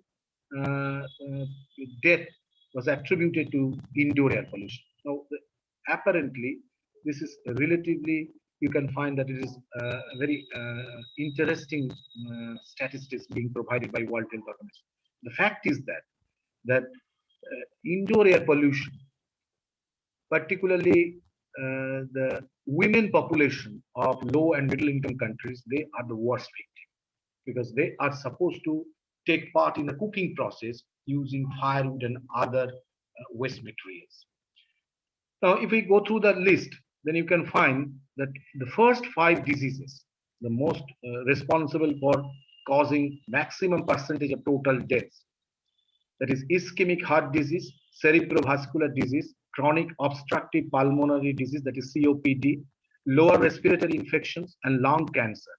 These 5 diseases responsible for maximum percentage of total deaths are directly related to air pollution problem. The next one, that is HIV, AIDS, or diarrhea, they are not at all associated with air pollution. So ischemic heart disease is at the forefront in this ranking of causes, and COPD, lower respiratory incomes, lung cancer are also amongst the top 5 causes of deaths worldwide. Now, if we just have a look of this global map in terms of deaths per 1 lakh people attributable to pollution, now you can find that the scenario of North America and South American countries, and to some extent European countries, are relatively satisfactory, but the Africa, Middle East countries, as well as some this subcontinent, China, they are the worst victims. You can find that almost 151 to 316 deaths are taking place per 1 lakh people due to air pollution. Now, when we'll be talking about the parameters of air quality, although if we just consider the case of Kolkata city or average Indian cities, the major culprit is fine particulate matter PM 2.5 and PM 10, that is respirable particulate matter, which come under the broad category of suspended particulate matter. So these days we do not consider suspended particulate matter as criteria air pollutant. Rather, we have been much more precise to consider PM 10 and PM 2.5 as lead air quality parameters. So when we'll be trying to address this problem of air pollution, we have to opt for suitable strategies for air quality management.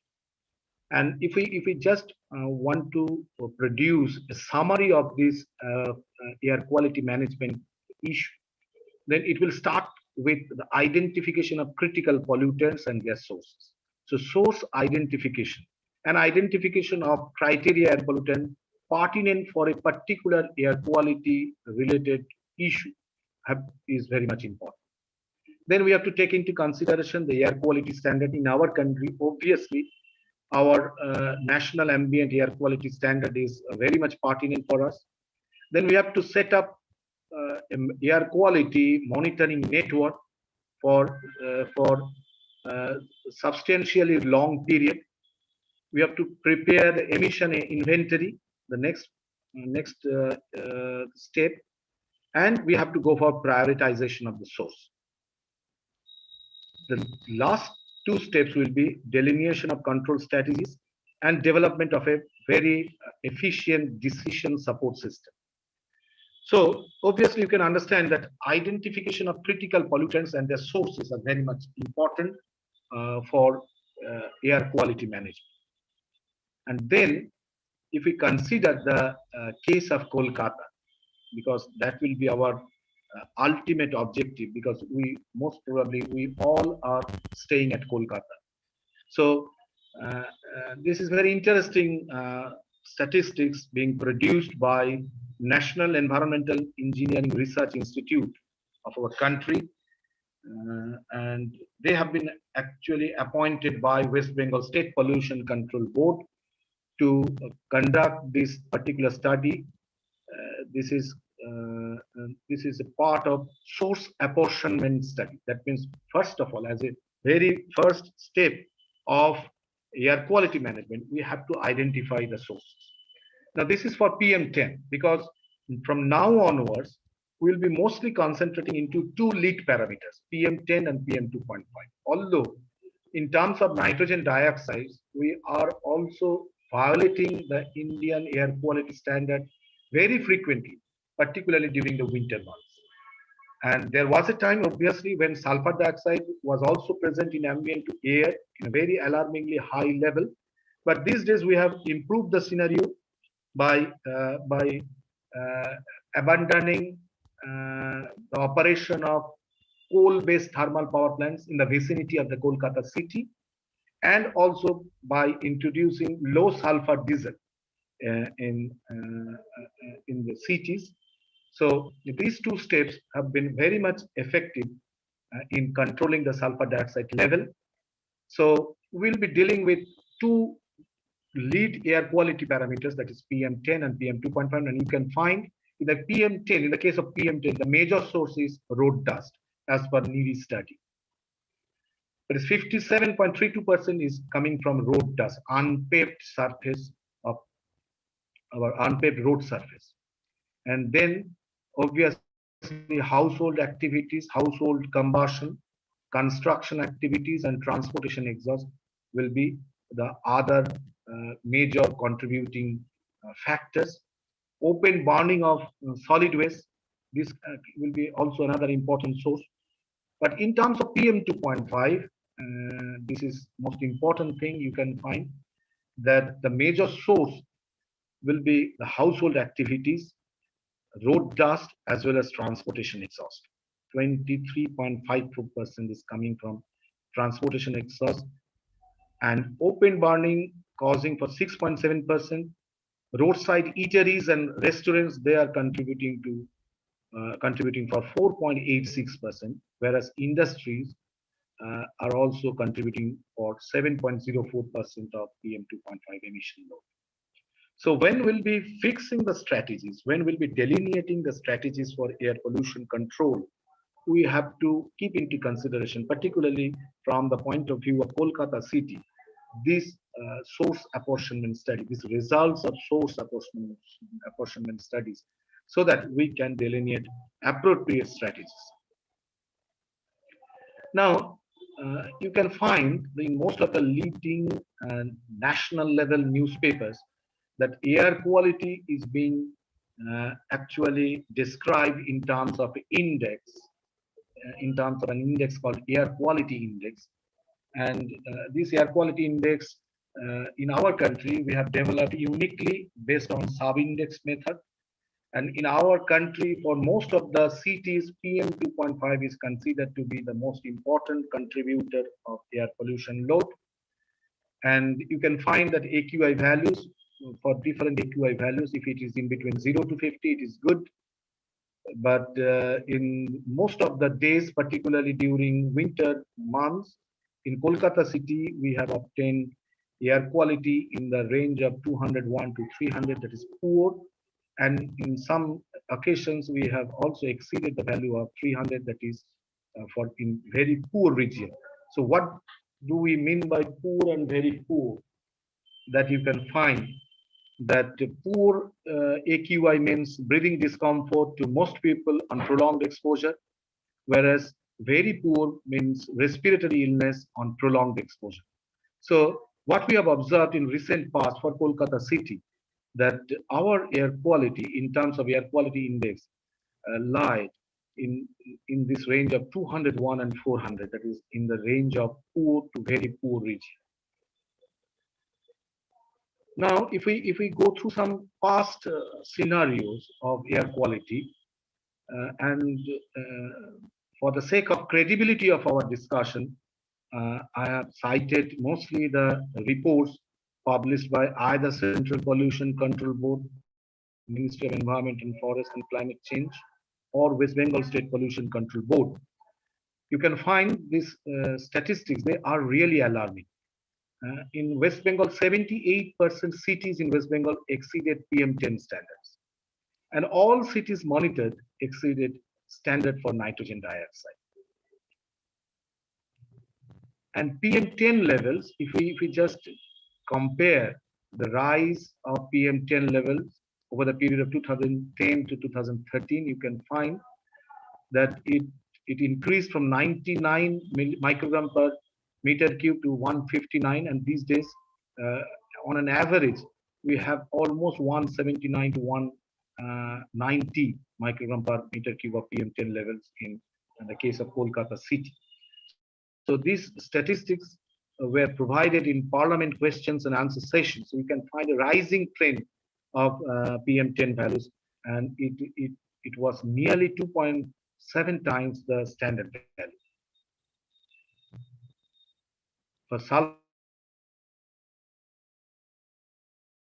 dioxide, the levels exceptions, and nitrogen dioxide level, nitrogen oxides levels, that is also rising, and it exceeded the standard by 1.8 times. Now, this is another interesting figure that you can find, and this data was provided by West Bengal Pollution Control Board, that you can find that during winter, particulate levels, PM10 and also PM2.5 can hit 4 times the standard. That is most alarming, that during winter days, we can have here PM10 as well as PM2.5 levels nearly 5 times the permissible limit. And if we want to have a picture of diurnal variation of the PM2.5 level in Kolkata city, you can find that this PM2.5 level actually starts escalating during the late afternoon, and it is continued till the next morning, until and unless we have very good sunshine.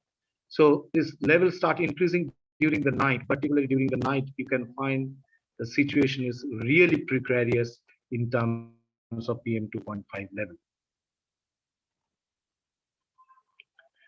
Now, this is another important air quality related parameter that is called benzoalpha-pyrene, and this is found to be carcinogenic, and this is very much available in automobile exhaust.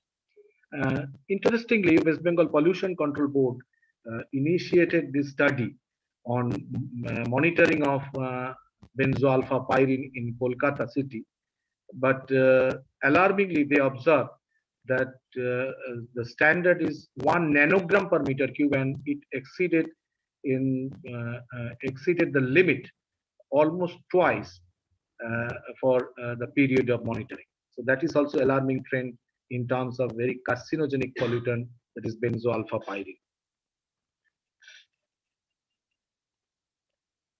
If we want to have an idea regarding the level of exposure during traveling, you can find that the most safe or the safest mode of traveling will be obviously metro railway, whereas the worst one will be tram, where you will be largely exposed to outdoor air pollutants due to larger opening size.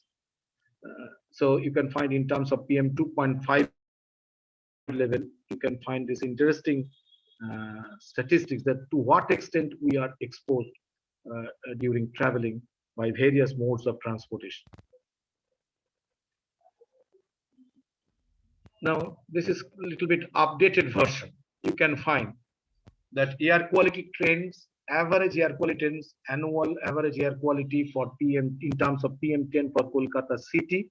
You can find the WHO standard 20 microgram per meter cube, whereas national ambient air quality standard of 60 microgram per meter cube. And you can find that the rising trend over the period of 2008 till 2018, it is really alarming for us. And in terms of PM 2.5, you can find this trend also. This is also rising in terms of WHO as well as national ambient air quality standard. And in terms of another criteria air pollutant, that is nitrogen dioxide, you can find that this is little bit satisfactory, and we have some kind of downward trend in the case of nitrogen dioxide. Although in terms of nitrogen dioxide, PM10 and PM 2.5, we are still being recognized as the non-attainment city out of 121 cities of our country. Now, this is air quality trends during lockdown and unlock phases of the year 2020.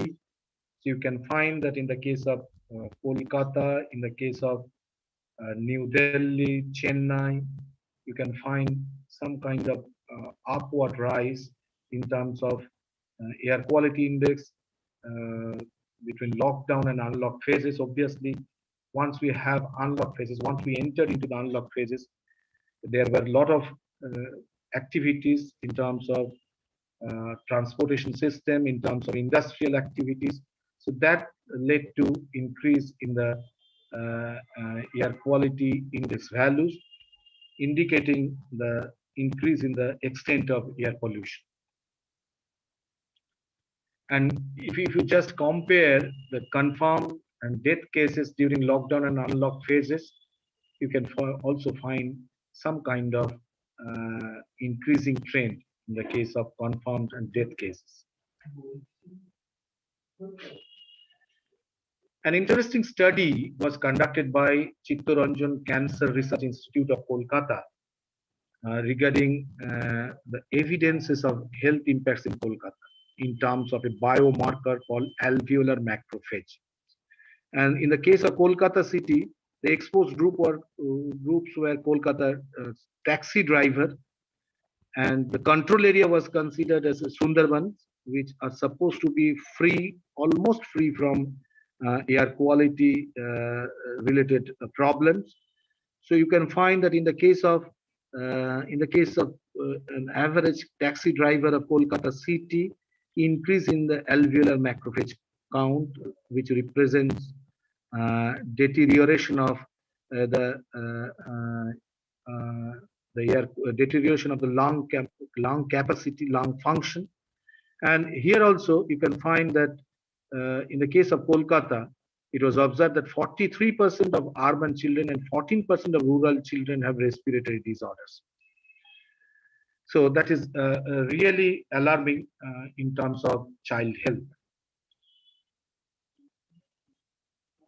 Now, air pollution impact on life expectancy, you can find that air pollution collectively reduced life expectancy by 1 year and 8 months on average worldwide, and the global impact rivaling that of smoking.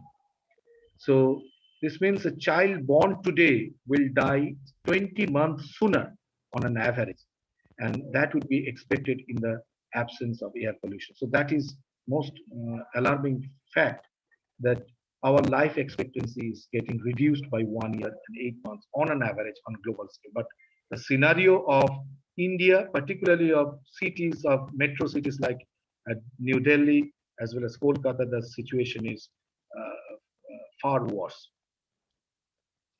Now, who is the real culprit? In the case of Kolkata city, what we have observed that it has been the opinion generated by the experts that our too much dependency on diesel is responsible for this precarious condition. So motorization based on outdated polluting technology and fuels locking up enormous pollution and ill health. So you can find a mammoth increase in the percentage share of two-wheelers, cars and jeeps in the case of Kolkata city, which has become responsible for the causing or aggravating the air pollution problem. And this is a scenario you can find over the period of 2007 2013. Two-wheelers, number of two-wheelers increased by 28%. Massive increase in cars, particularly fueled by diesel, 25%. And over a year of 2012 to 2013, the number of cars got doubled. And another what we can say that loopholes of our system is that we have very weak emission standard, and that is 10 to 15 years behind the European standard. So we have introduced we are going to introduce we have already introduced Euro 6 version in the year 2020. But if we consider starting from Euro 2 to Euro 4, these norms in our country, what we call Bharat Stage 1, Bharat Stage 2, and so on and so forth. These norms are on an average 10 years behind Euro. And Euro 3, that is a Bharat Stage 3 version, is 15 years behind the Euro. So that is also another important issue that is to be handled with with due importance, with very cautiously. Now, another important study was conducted by University of Kolkata by Dr. Shondha Bhaduri of University of Kolkata, India, 2013, that as opposed to national trend, that 65% of new cars in Kolkata are diesel driven. And diesel constitutes 45% of total oil consumption by car users. And about 99% of commercial vehicles in Kolkata are diesel driven. So these three statistics, these are very significant. So that's why Kolkata is being termed, ironically, it is being termed as diesel capital of India. And our inclination towards procurement of diesel-driven vehicles has been termed as diesel mania. In this perspective, I want to mention another important advisory issued by World Health Organization that diesel emission is considered to be class 1 carcinogen, which is coming under same class as tobacco for its strong link with lung cancer. So sometimes we cannot find what is why lung cancer is being caused for a person who is not even a smoker. So that's the reason. One of the important reasons is obviously exposure to degraded air quality containing carcinogenic compounds generated from combustion of diesels. You can find that diesel particulates can cause 300 excess cancer cases per million people per microgram of meter cube of concentration over a 70-year average lifetime exposure. So this is another statistics provided in terms of high toxic emissions from diesel cars.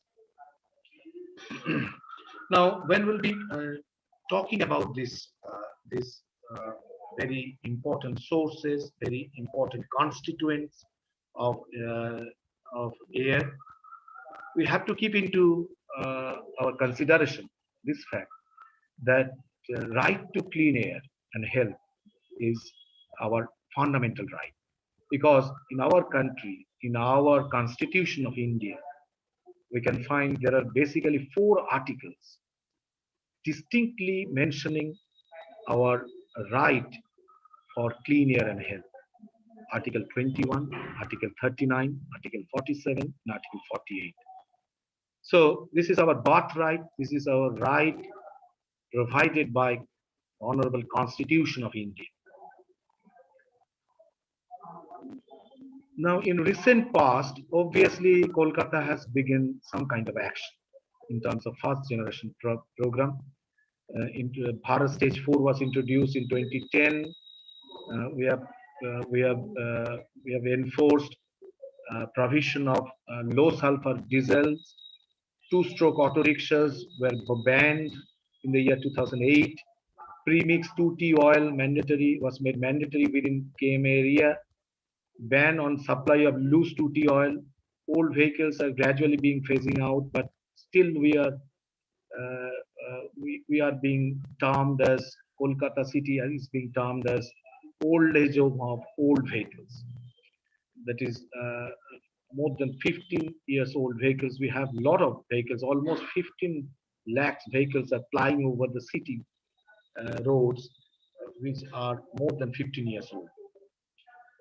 We have introduced unleaded petrol in the month of February 2000.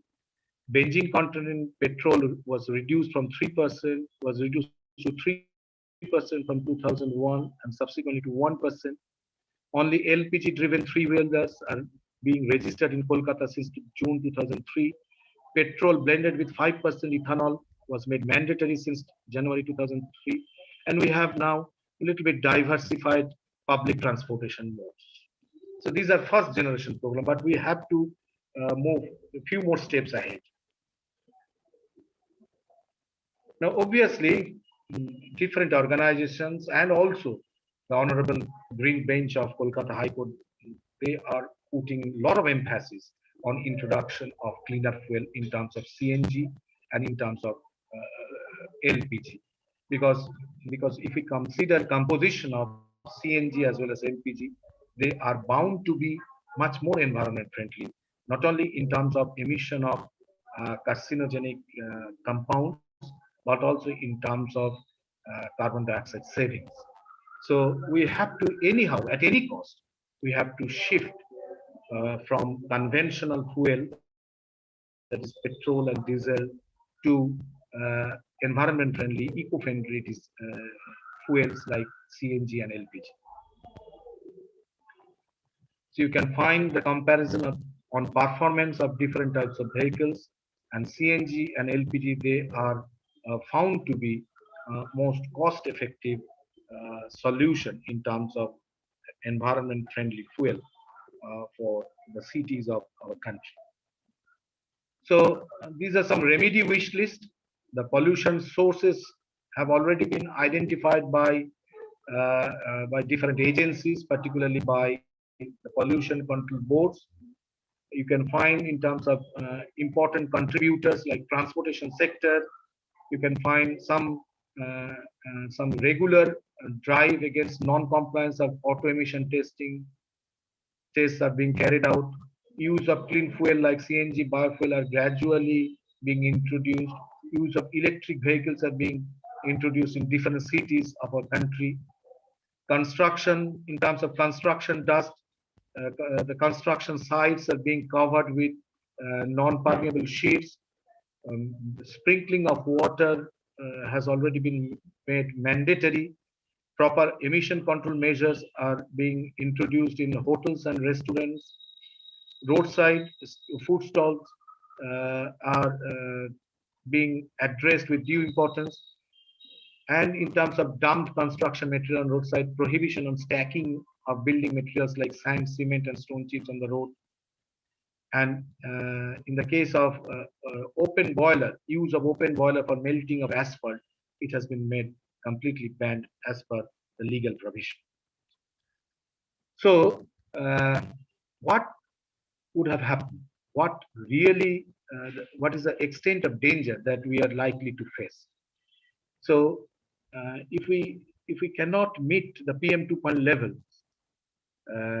then as I've mentioned that we are supposed to have a reduced life expectancy.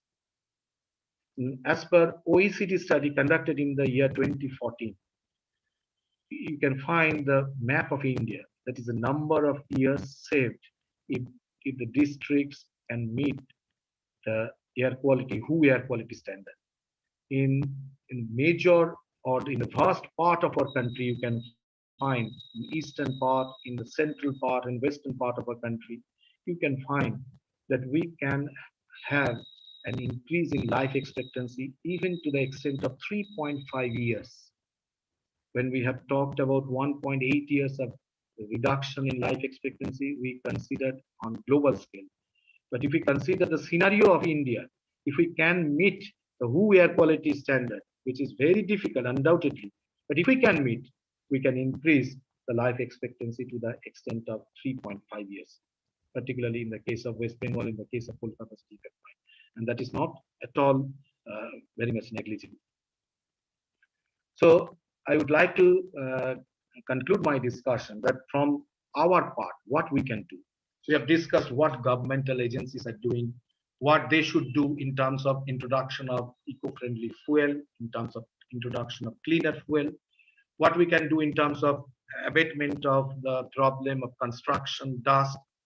So these things are very much understandable. But what we can do that can be depicted from these two figures. It was in the month of December 2019.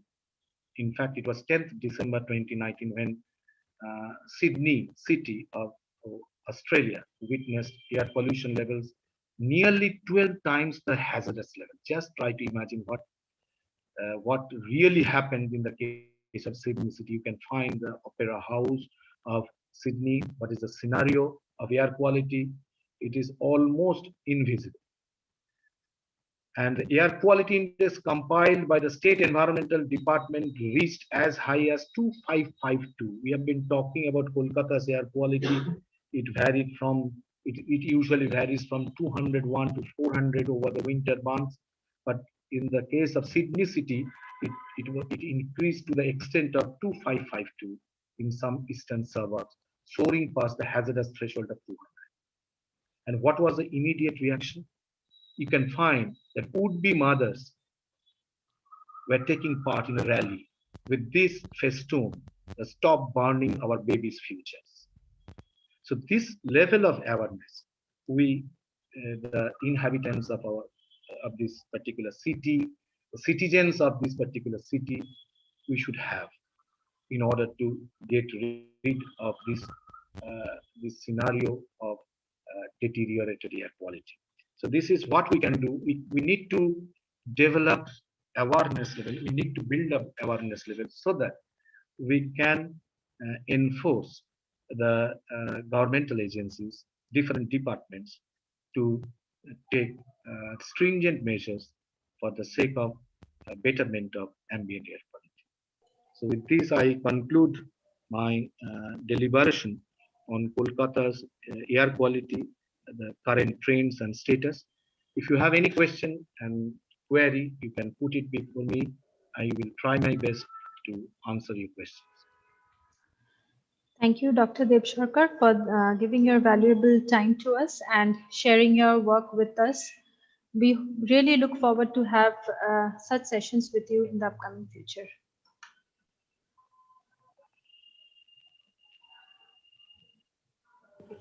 So, thank you so much, sir. Any question or I may leave? No, sir, just wait for some minutes. Thank you so much for being associated with us. And students, if you are having any query, if you are having any question, you can put it down to the chat box.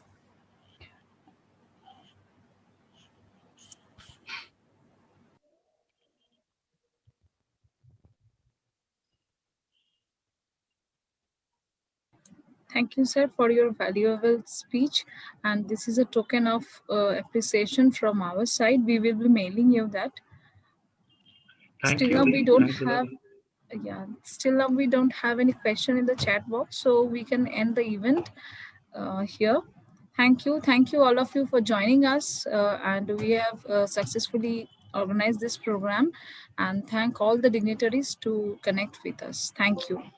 Thank you. Thank you. Thank you all.